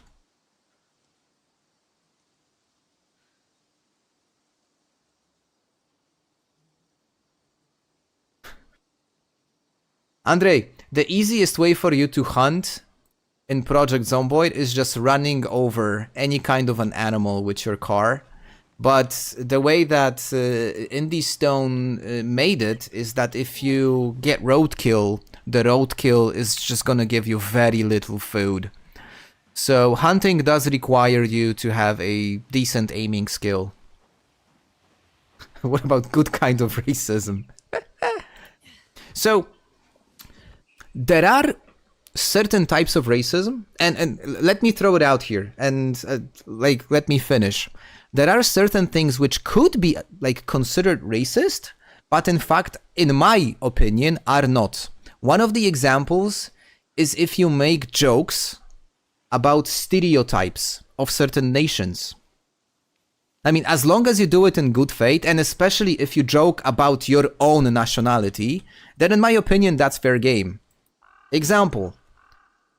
There used to be tons of jokes about Polish people stealing cars, and apparently it was incredibly popular types of joke in Germany. And Blight, if you're still listening to us, you can confirm that or not. But there were even jokes saying that if you're go visit Poland, your car is already there. Yes, still is. And in my opinion, I wouldn't find that like racist or offensive. It's funny. It's actually quite funny.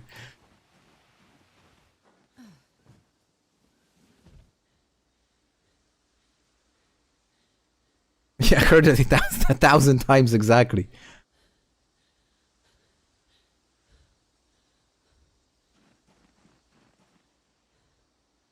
Yeah, I cannot do more. I hope I've done enough.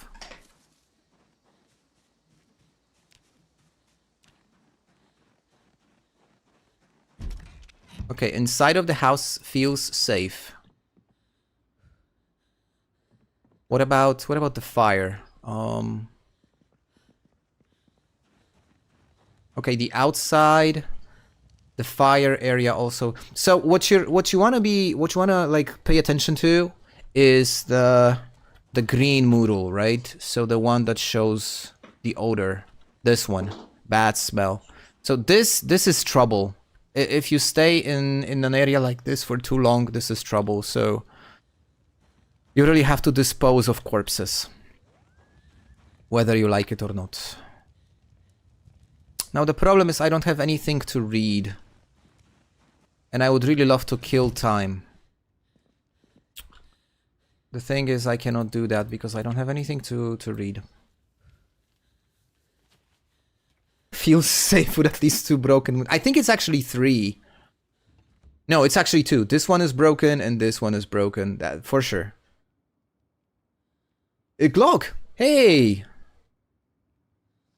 in America, we assume anyone who is from Poland is obsessed with sausages.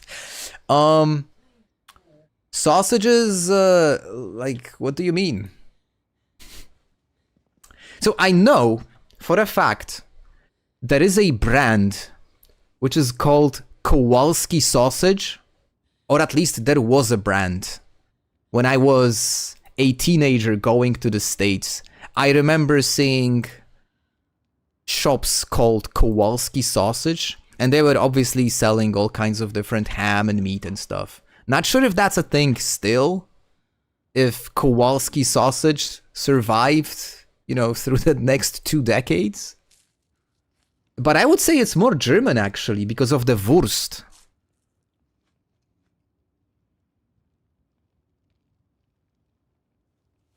And that's what's great about culture and I mean it in like a very positive sense. When I used to do a lot of, yeah, I mean, it's funny because the Germans, I mean, I don't want to shit on my own country, but I would say that the German sausages are probably like the go-to ones, more than the ones that we do here. Like all of Germany is like Bavaria.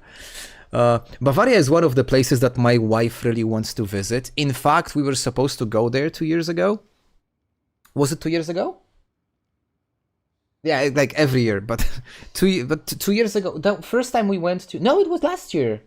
It was last year. We were supposed to go to Bavaria and we ended up in Venice. It was supposed to be last year. So we were supposed to go on a road trip to Bavaria, but there was floods. There were floods there. And we were kind of worried that, you know, maybe the roads will be like impassable. I was unemployed at that stage, so it's not like I really was worried about my holiday like schedule and stuff. We had just a plan to go on a road trip, and we wanted to go to Bavaria, and it was like May or June, July. Thank you. So the thing is, we wanted to go there, but there were floods earlier, so we weren't really sure. And the only thing we did was we booked. The whole trip was supposed to be 8 days, and we only booked a hotel for the first night. And the hotel was booked in Vienna. So we had this general idea that we're just gonna get into our car and we're gonna go to Vienna. We're gonna see Vienna. We're gonna sleep in Vienna. I'm gonna wake up and we're gonna figure out what we're gonna do next. And guys, I'm gonna be honest, that was probably one of the best holidays I've ever had. Because every single day we would just open up a map, I'm not sponsored by them by no means, but open up booking.com and look where we can find some cheap accommodation. And we would just go there. So the first day we spent in Vienna, then we hit the road and we went into a vineyard in the southeast of Austria, very close to Slovenia. And we were the only guests in that vineyard. So it was like a guest house with a vineyard. They had their own wine. We were the only ones there. The hosts were actually surprised how we got there. They were literally asking us questions. What are you doing here? Like, dudes, what's up? And we spent the next day there. Then they suggested, we said we want to go to Italy because it's all kind of close. And they said, well, if you want to go to Italy, you have to go to Grado. And we never knew the existence of a town called Grado, but it's amazing actually. It's at the shores of the Adriatic Sea. It's like a resort. And it was just amazing. It's like a small island there. And we spent a day there. And then we got into a car and went to Vienna. Not Vienna, Venice. I've never been to Venice. I was afraid of Venice. Because I heard a lot of stories about Venice, that it smells, that it's extremely expensive, that there are tons of pickpockets in Vienna. Venice. And none of that was true. I was amazed. The funny thing is, I ate cheaper pizza and had cheaper Aperol drinks in Venice than I had in Warsaw. Explain that to me. The vacation was amazing. Then we went back to Austria and we stayed at a campground near a lake, like right beside a small lake with, mountains. That was such a fantastic trip. We gotta do it again.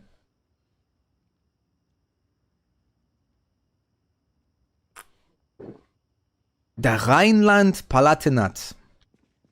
I know very well where Rhineland is. I played enough Hearts of Iron to know exactly where Rhineland is. But absolutely the first thing on my list is Bavaria. Because again, looping back to what I was saying, so we have a recurring theme in today's stream. I am a winters person, so I also like mountains and I like snow. So this all... And I love beer, by the way, that's also true. Raven, prices of everything are absurd in Poland. And especially in Warsaw. And the prices in Poland are absurd, and then there is next level, which is Warsaw. Thanks, Prime. Yeah, you have a good day. Whatever you plan for the rest of the day, it was really lovely chatting.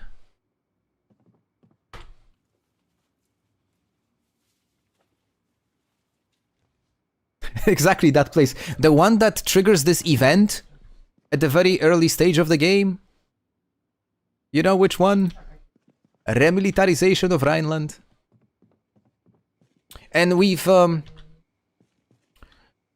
I've been to Germany this year actually.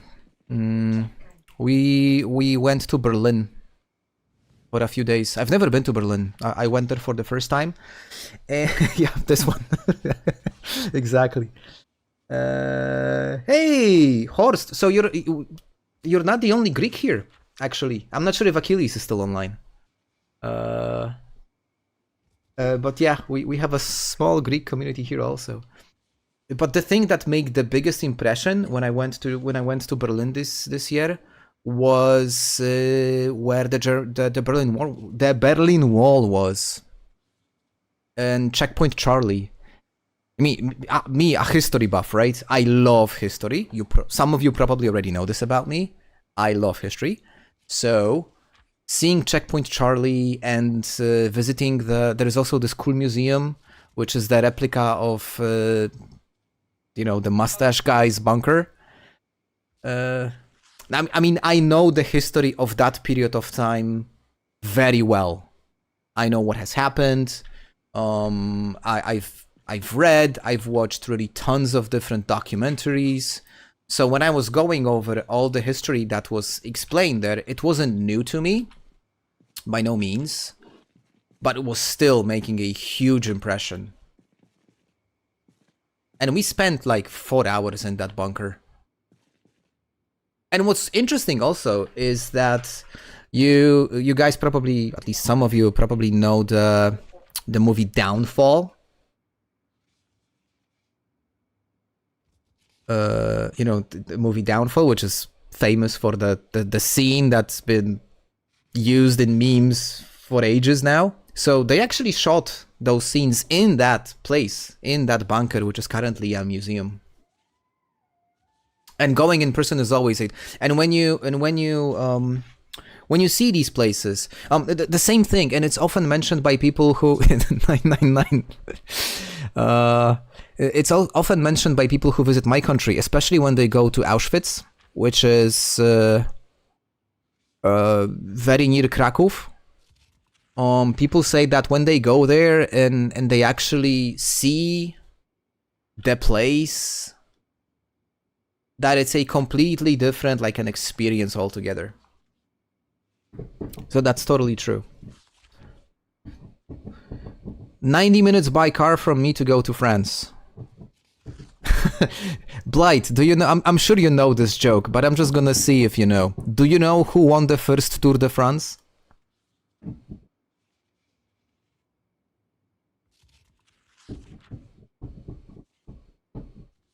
Yeah, I know. The 6th Panzer Division.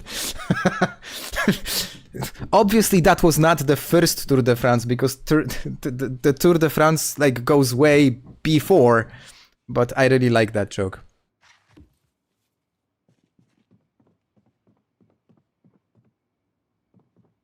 I lost the conversation about the racist jokes. We didn't do any racist jokes. We were just discussing. I mean, you can like scroll up in the chat, but we were basically discussing that there are certain jokes that I would say are acceptable. For example, making fun of your own nationality. I think that can be considered racist, but that's absolutely acceptable. We were bringing up the example of Germans making jokes about the Polish people, and that we are like all about stealing cars and that go to Poland because your car is already there. It's a very like common joke in Germany, which actually Blight confirmed, saying that he heard it for 1,000 times. So that's the kind of racism which is absolutely acceptable in my mind. It's, you know, just some good old banter and good sport. Guys, it's the same thing if you're like a football fan, for example, and you just hate the other team for some reason. So as long as you keep respectable levels of banter, in my opinion, it's all good. For example, I love... oh, Jesus Christ! I mean, not necessarily Jesus, if you know what I'm saying. I was absolutely not expecting that. Oh no, this place is busted, guys.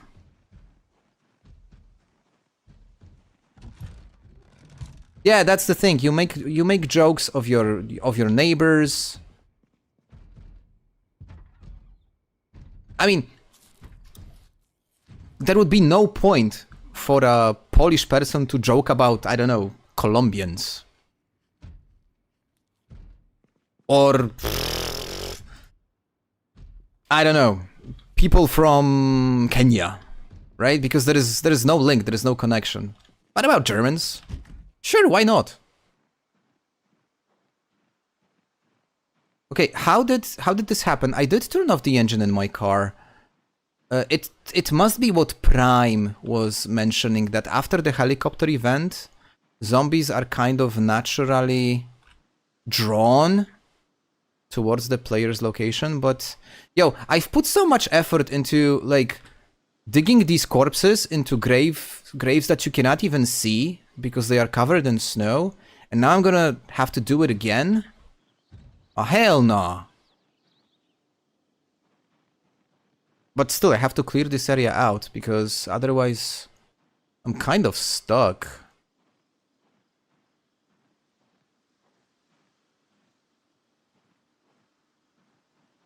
You completely disagree. Justify your point. I'm curious.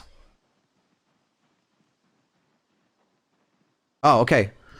You actually did justify it. For me, as long as I know the person is cool and okay with jokes, but yeah, that's also true. So, say if, for example, a friend of mine is a fan of an opposing team. Oh, a sprinter. You were asking about sprinters, so we have one.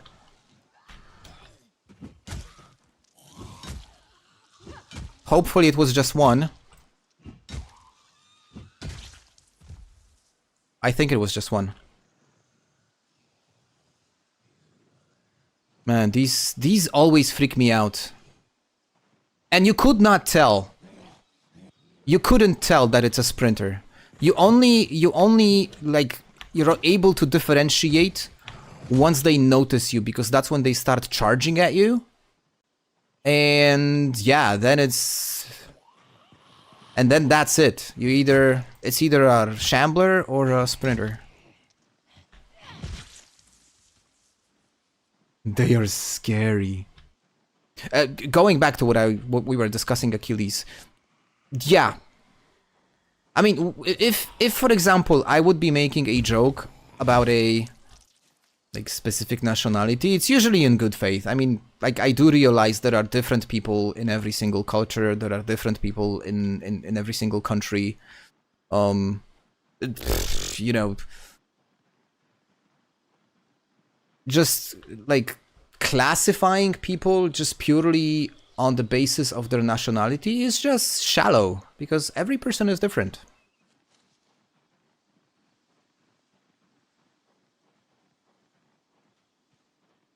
And to be very honest, that joke about Polish people stealing cars, it didn't just like happen randomly. That was actually factually true.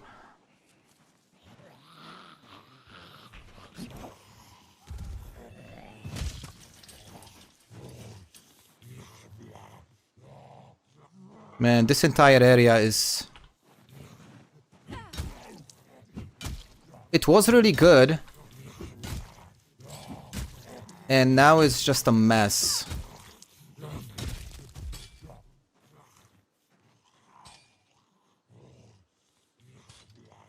And, like, surprisingly, for some reason, she could use a nap. Even though it's 7 in the morning.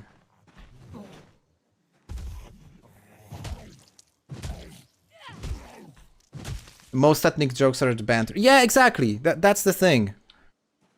There is some, you know, there is some, like, background.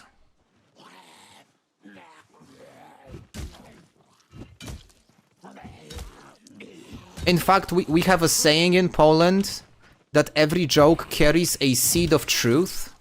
Now, I'm not sure if this is like a phrase that can be translated. I don't think I have not like come across a similar saying in English, but it's actually a proverb in Polish that says that every joke carries a seed of truth, which essentially means that every single joke is kind of based on like a little piece of fact. Which the proverb on its own is wrong, but that's a different story. But it just shows that there is always, when you're talking about banter, there is always this little piece that's based on something. You don't come up on jokes about jokes, like jokes about stuff without having background. It's the same thing. Again, we can say that, you know, the same like when you have jokes about Jews and money. Like, I mean, as long as, you know, it's like, keep it respectful. You know, if there are jokes about Polish, bad translation, but every stereotype has a core. Yeah, it's the same thing. So I'm actually gonna take a nap before I'm gonna do anything else. So obviously not every Polish person steals cars, right? But I don't get bothered anyways.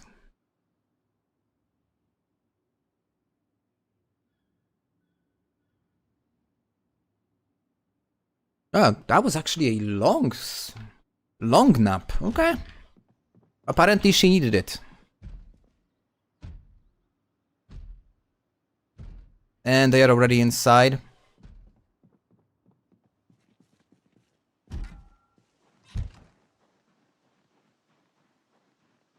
Man, I really have to be careful. Does my character have a background story? My character's background story is... I died with my previous character that did have a background story during my previous stream, and I needed to quickly come up with something, so I just made this character.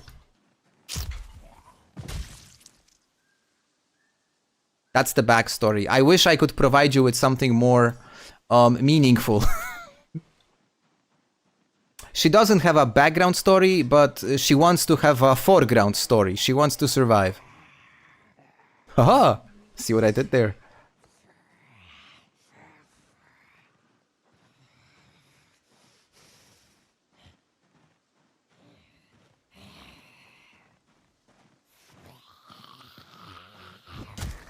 Oh, nice swing. That was a solid double. Not a home run, but a double.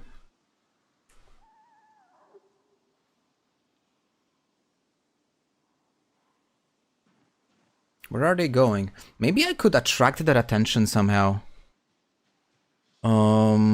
Something that makes noise. My dog. Sadly, I am unable to replicate my dog's barking in-game. Where is Gucho when I need him? Oh, I am here. Gucho is one of my dogs. Gucho is the one that barks. He's the one that you can hear on streams. Oh, look, a sprinter. Sprinting somewhere.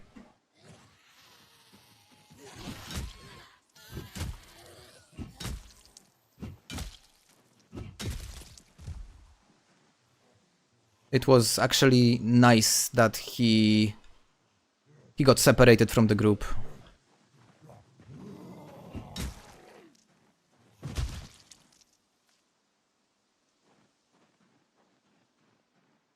Okay, I think that group was wandering off in the northeast direction. Yeah, they kind of moved away.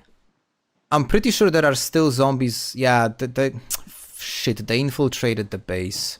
They've broke through all the windows in the store. I mean, the doors in the store. That's really bad. That means I will need to do something about it. I'm gonna have to pick up a crate and put it at the entrance over here so that I will be able to close this area off. You know what I'm saying? Because I don't know how many are inside the door, inside this.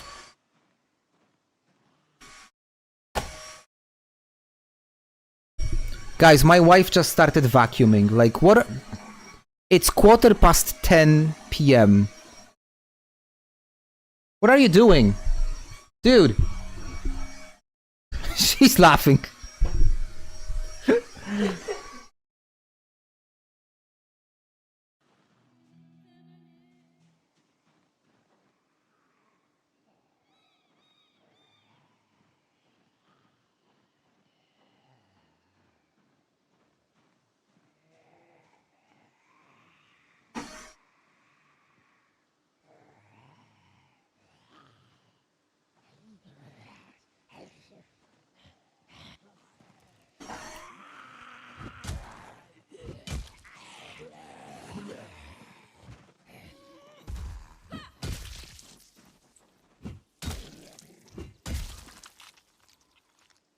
Rolf Wiley.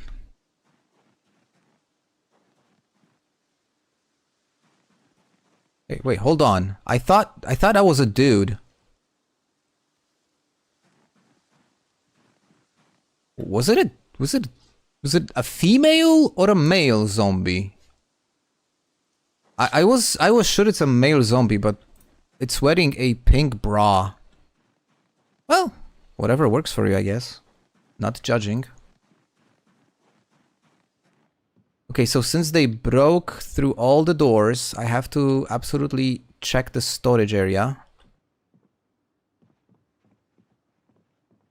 I can hear footsteps.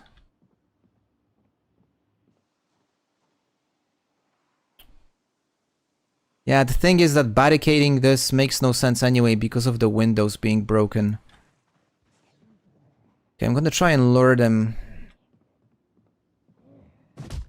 Whoops, I missed the kick.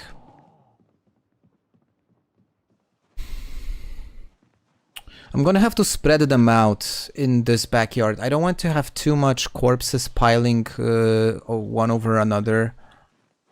Because of the corpse sickness effect, right?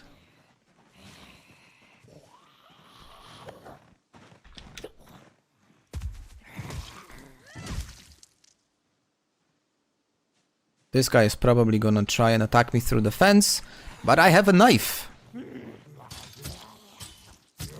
And I won't hesitate to use it.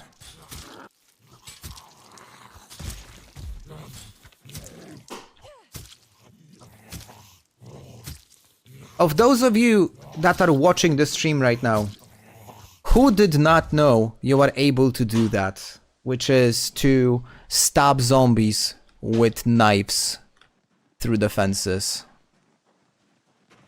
Oh, hello. I didn't expect you here, sir.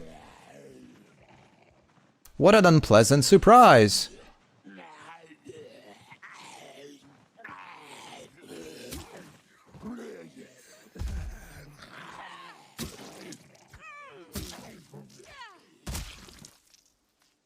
I should have just kicked him in the head, but that's fine. Oh, and I wanted to use this pool cue first. Wet it out before I'm gonna use anything else. Why don't you increase player build construction strength in the settings? 1 or 2 zombies destroying a window barricade makes no sense. Never thought of that actually. Never really, like, even gave it a thought. If it makes sense or not.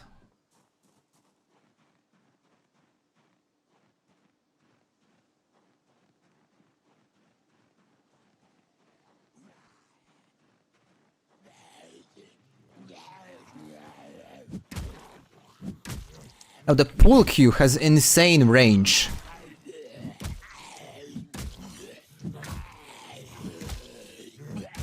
It's barely doing any damage. But the range of this thing is just incredible.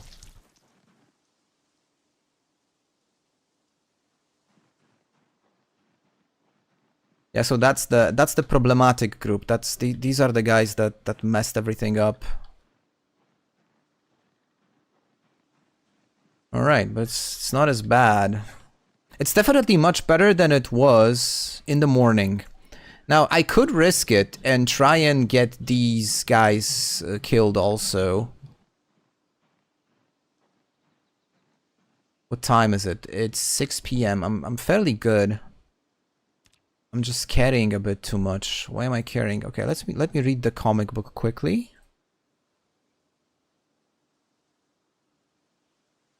And I'm gonna throw it away, which is going to improve my sadness levels and gonna reduce my weight. Carrying weight. The problem is I don't have anything to eat. All right, well, cool.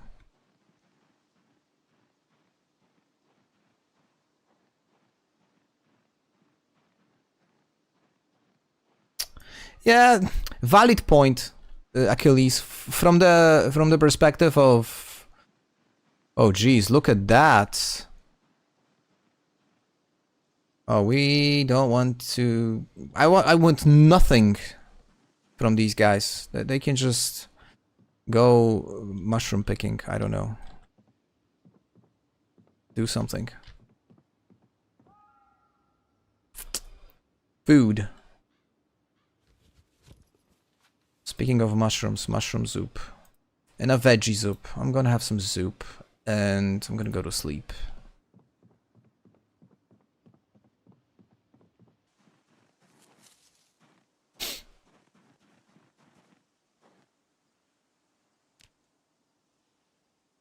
Did I read the book? I did. Okay. So here's the thing. My whole plan for today's stream was to start moving in this direction, right? I've mentioned that very early when I started that I want to get eventually to this area of Muldraugh for the books and magazines and different stuff. And instead, I am barely like managing my like immediate surrounding, which just shows that it's actually fun. 7 hours.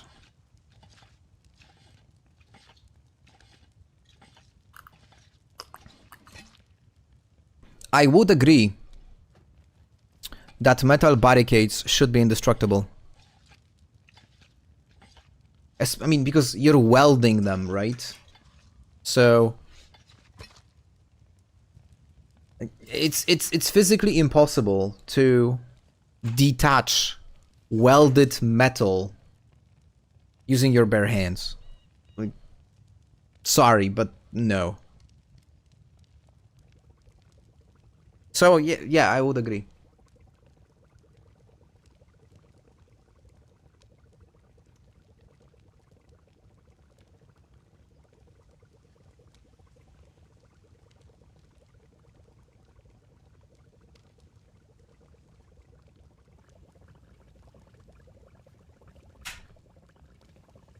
I like the boiling sound.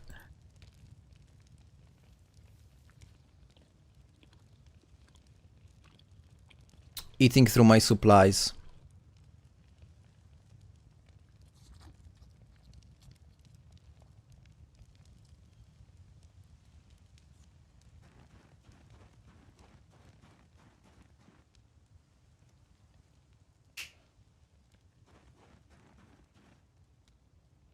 The only thing I don't like is that she's sad. I gotta get her mood up somehow.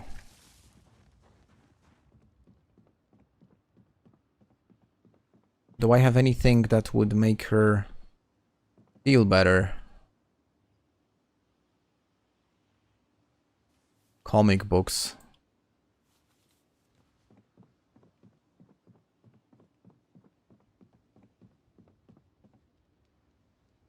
A penguin.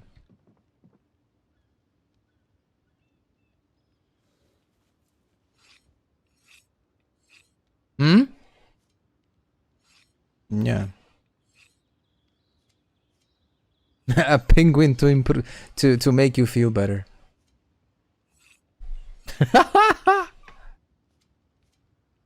Where are you going? To work. Again.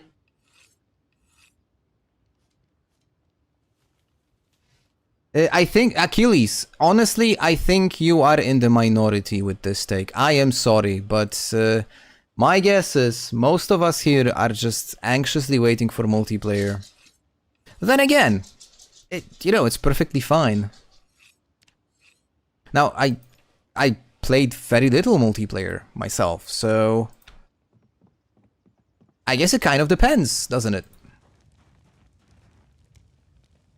Especially if you're like a typical solo player, then NPCs make a ton of sense. By the way, did you try week 1 mod?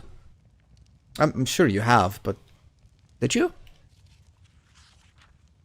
Because that gives you a bit of, like a taste into... It gives you NPCs, in fact. Pretty stupid NPCs, but still... And bandits.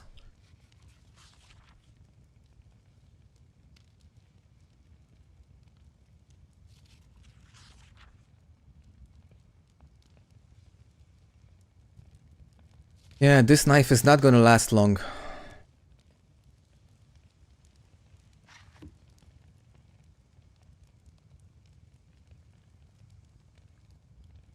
Okay, I see. So, I think you should... I don't know what your rig is, to be honest, but... even with your, like, basic 3 gigs of RAM, which are, like, allocated to the game by default... Week 1 is still fairly playable. It's not like... It's not a lag fest, that's for sure. Okay, in some occasions it might not be super smooth. And when the plane crashes... Oh shit, I think I spoiled it.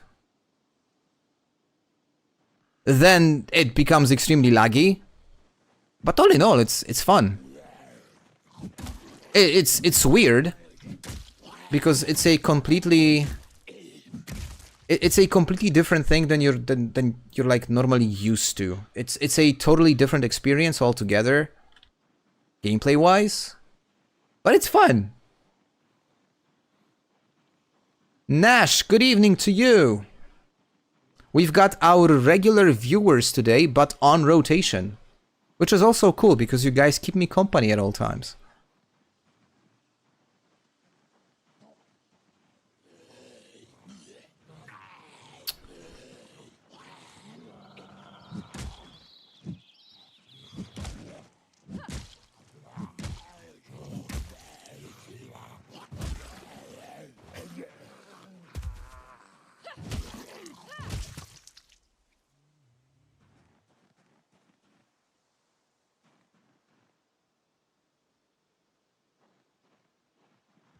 She's long gone. She's an afterthought. She's a memory. Forever in our hearts.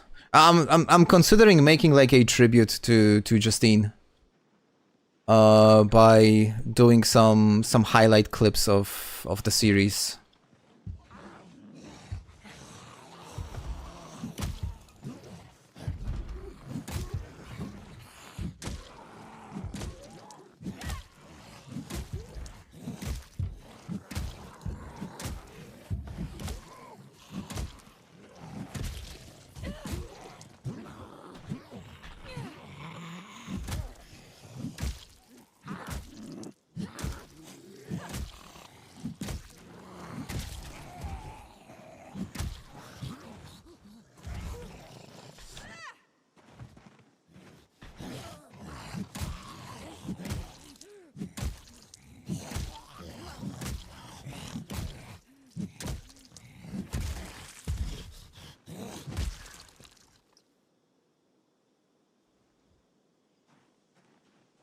NPCs that you can trade with, bandit camps that you can raid for resources. Yes. Yes, I would love that. One thing that I am... let me pause here for a moment. One thing that I really miss, and I understand why it's not in the game, because it's understandable why it's not in the game, but I would love to see some sort of an integrated economy system into the game. Hola, Minok. ¿Qué tal? With, you know, items that would carry value and could be traded. And even some sort of a currency. Because if you think about it, dollars wouldn't make sense anymore. So what would be the currency of Project Zomboid? Cigarettes, probably. Or cans of food. Somebody might say bottle cups. But that would be amazing. I mean, if you really think about this, I mean, there are so many things you can add. You can expand the gameplay into so many different directions that it's just amazing. One of the post-apocalyptic movies that I really like, and I know that I am in a minority when it comes to this particular movie, because this movie gets a lot of hate, is a movie called Postman, which is basically post-World War III America. And the whole thing starts with the character finding a postman's jacket and a shit ton of cigarettes, which are incredibly valuable. And that's how the whole story starts. Jewels do exist, but think about it. By the way, we're gonna try and make mac and cheese because there was a question earlier about it. So, a saucepan full of water. We're gonna open up the mac and cheese. Huh? I'm sorry, what's happening?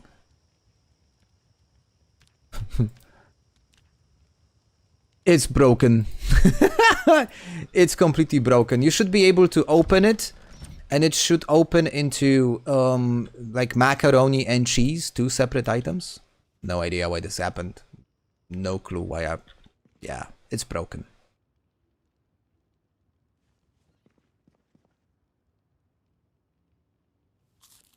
Ooh, sorry.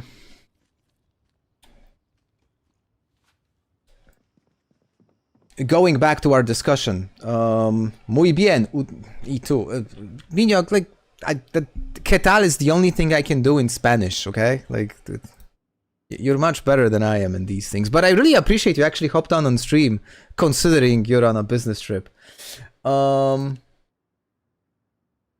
Sledgehammer's like a bar of gold.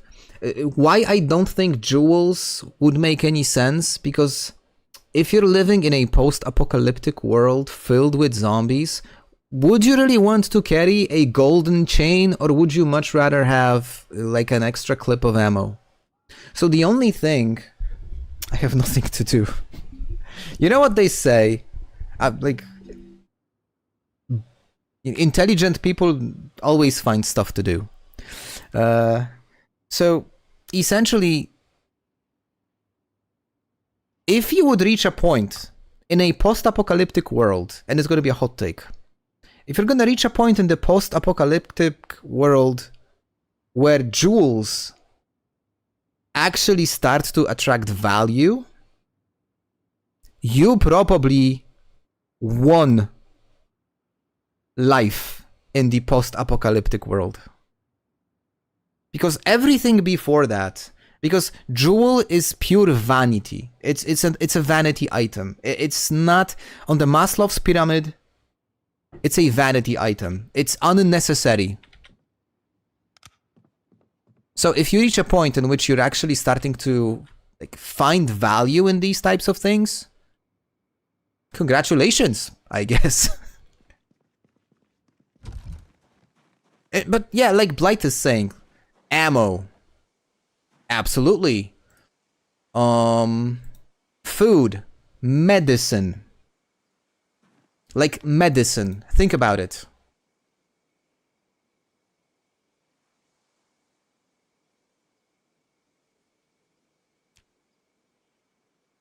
A packet of pre-war, pre-apocalypse antibiotics. That's something that would have value. Gold, I'm not certain gold would have value. Simply because, again, gold is only a vessel of value because we as humans, long time ago, agreed that it carries value. But you're not gonna eat gold. And if you think about examples from like real crisis situations, I'm trying to think of one. I'm sure Miniok will come up with some sort of a historical reference because he's good in these things. But I'm just trying to say is that if you would have an option, or if you would be forced to choose between getting like a pill to cure a tooth infection that's just killing you with pain and not making you able to eat, or a gold coin, you're absolutely going for the pill that's gonna cure your tooth infection.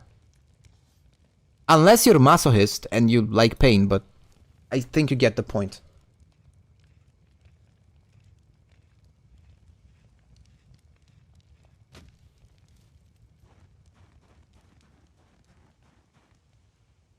And these are actually, like, the fact that we're having these discussions is just so much fun. I really enjoy it because, I mean, like, I'm just casually playing a survival game, right? Okay. Not much is happening. I almost died. Okay, wow. And, like, we are discussing the intrinsic value of gold in a post-apocalyptic world. Now, these are the types of, you know these memes? You know these memes? There are these memes where they are about like a group of guys, and we were talking about like racist jokes before. So this is actually a chauvinistic type of joke, right? Because there are these memes online where when you have a group of girlfriends meeting for like a sleepover, and the stereotype is that they are all in pajamas and they are watching some sort of a romantic comedy or stuff, right? And if you have dudes spending like having a sleepover and they are having discussions about the impact of socialism on the modern capitalism, for example. So this is exactly that, but on stream right now. It's what we're talking about.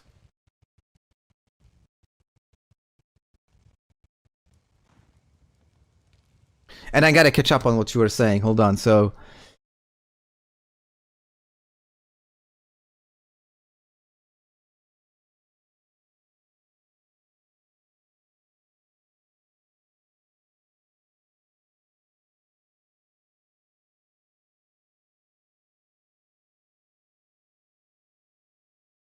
I can only say that I totally agree with what you guys are saying. I mean,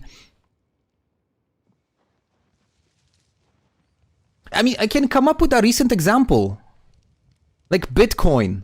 It's a fantastic example. What's it worth now? I think it rebounded a little bit. It used to be... I mean, if Ralp was here, he would probably know. But it was like 85-ish. And now I think it bumped up all the way to 90. Or, I mean, correct me if I'm wrong. But the only reason it's worth X amount of dollars is because there is somebody willing to pay this amount of dollars for this particular item. It doesn't do anything. Again, value of anything is just an agreement between two parties that want to make a transaction. Factually, in a post-apocalyptic world, there wouldn't be a single item that would have objective value. Because value is defined, it would be defined by the two parties that are doing the transaction. For one, the most valuable item could be a painkiller. For the other, it could be a chocolate bar because, you know, it reminds them of their childhood before the whole world gone to shit.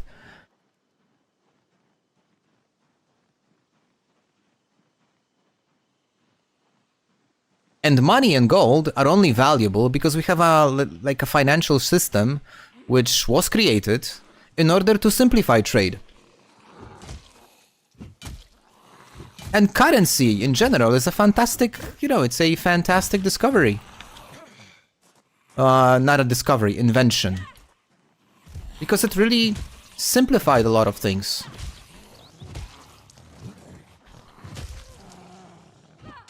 Okay, I pulled this entire group. I have to kill it now.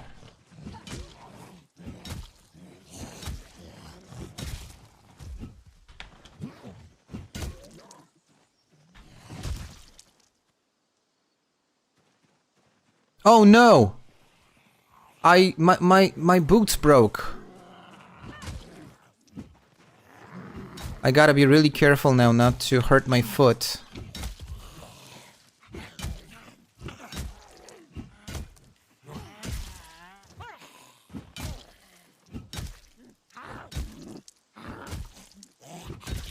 I'm devastated. My thigh-high heels. My dummy mommy shoes. They're broken. I gotta find another ones though. And here we have Żabsy. Żabsy, the currency of the future. The ultimate coin.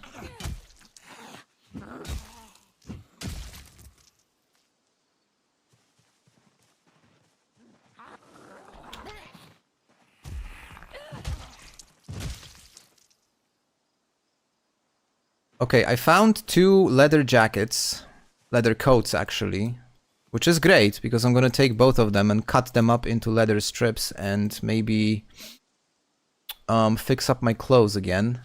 But I am absolutely not feeling good wearing these crappy shoes. I need to find work boots. And I think if I remember, there was a zombie somewhere in like this pile of corpses that actually had work boots. Let's see if I like remember it well, or is it just my imagination? Oh, there we go. See, I did remember well.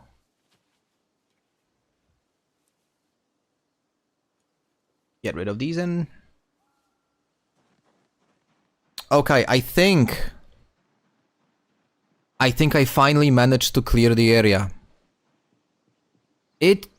Oh, guys, almost the entire stream. It's already 20 till 11. So it's actually quite late. We're like almost 3 hours into the stream. And the crazy thing is, the helicopter was what? On the second day? And ever since, the only thing I was doing is just trying to clear the area of my base.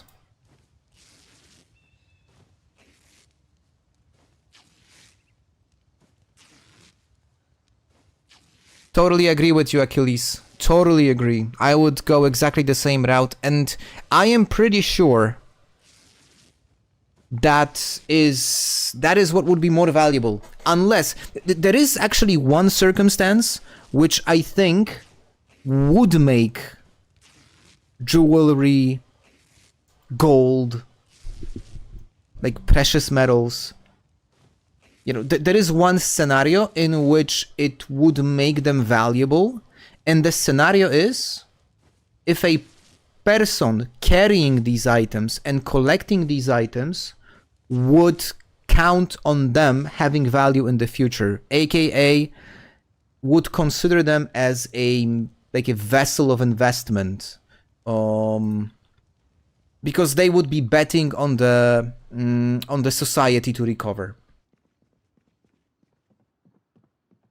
So, you know, you make a bet in which you assume that at some point we as humanity are going to recover. So having in possession items which are universally accepted as valuable, then that would imply value for these items. But that's the only thing. Never watched. I mean, I didn't watch. I played Last of Us, but only the first one though. I haven't played the second one.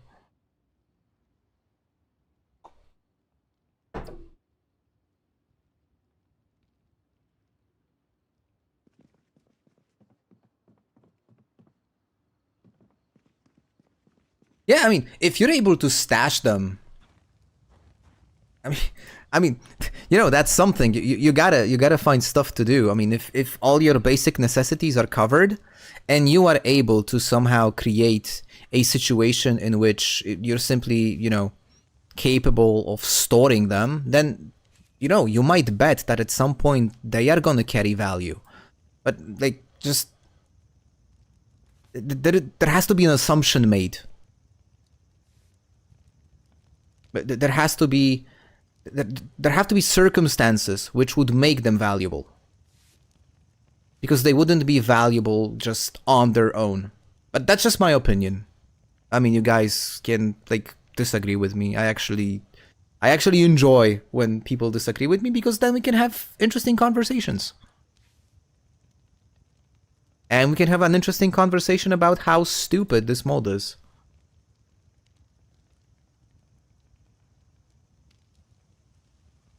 No, you know what, guys? I take that back. The mod is not stupid. It's just a bit annoying, but I totally get the point why the creator created it.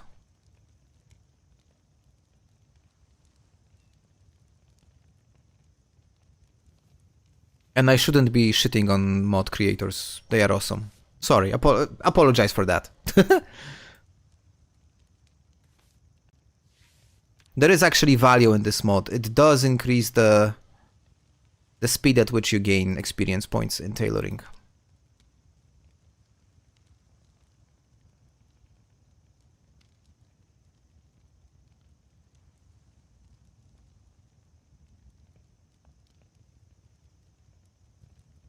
It just takes time and takes a bit of clicking. I think I've gone through all my clothing items. Okay, so I'm just gonna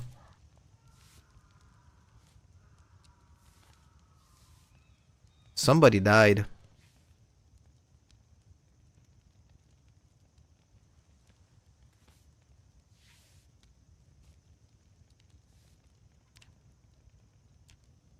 How's the weight holding up? The weight is holding up very well. That's good news. All right, so do you guys think that what has happened in this area with the helicopter, do you think it actually maybe just by a chance pulled some of the zombies that were at this intersection that I wanted to cross, and that maybe it's gonna be easier for me right now to get to the main road? Let's see.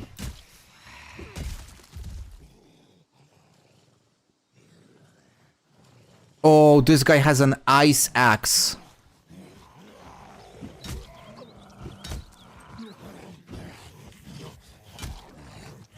Oh, random lag.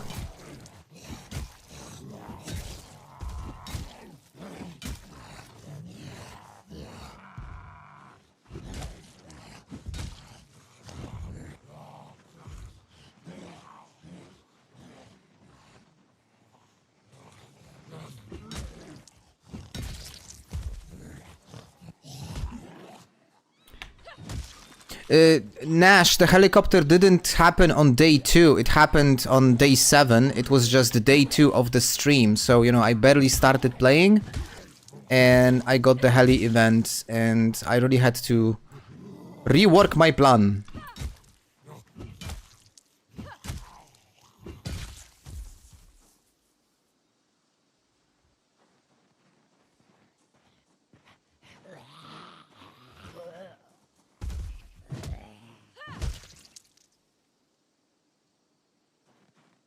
So it's not like, you know, it was day 2. It actually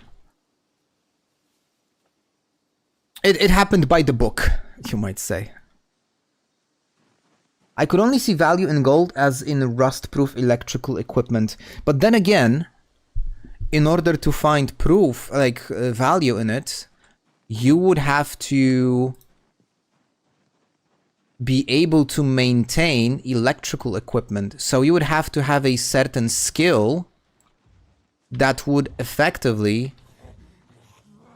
be able to use the resource. Like, same thing like plutonium. Oh no, no, no, no, no.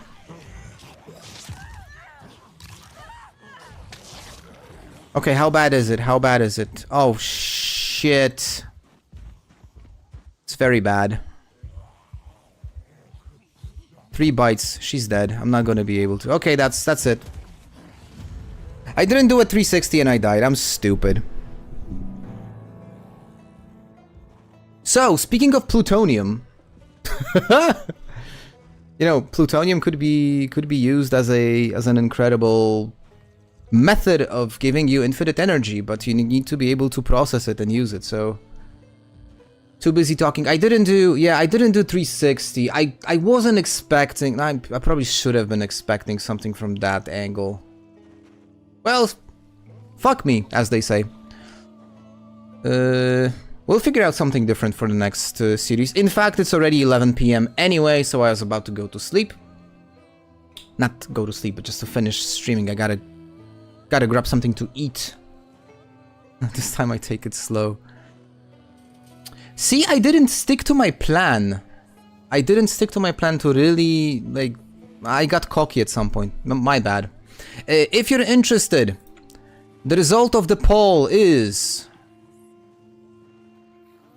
winter at number 1 with 35% votes, followed by summer and autumn. That's interesting. I was actually expecting summer to win. So the fact that it was winter that actually won the poll is pretty wild. Because, you know, summer people associate vacation. That's nice. Guys, it's been fun. I'm gonna be back on Monday. Maybe I'll stream something else on Monday. I don't know. I'll think about it. This way you will, like, it's gonna show me if you're watching my streams because you like watching Project Zomboid or if you like interacting with me. That's gonna be a major test. Anyways, guys, no, I'm not gonna be back on Monday. I'm gonna be back on Thursday. Because Monday is today, lol. Yeah, I completely lost track of time. Yeah, I'm gonna be back on Thursday, guys. Have a good one. Have a good rest of your evening or your day or whatever. Take care. Bye-bye.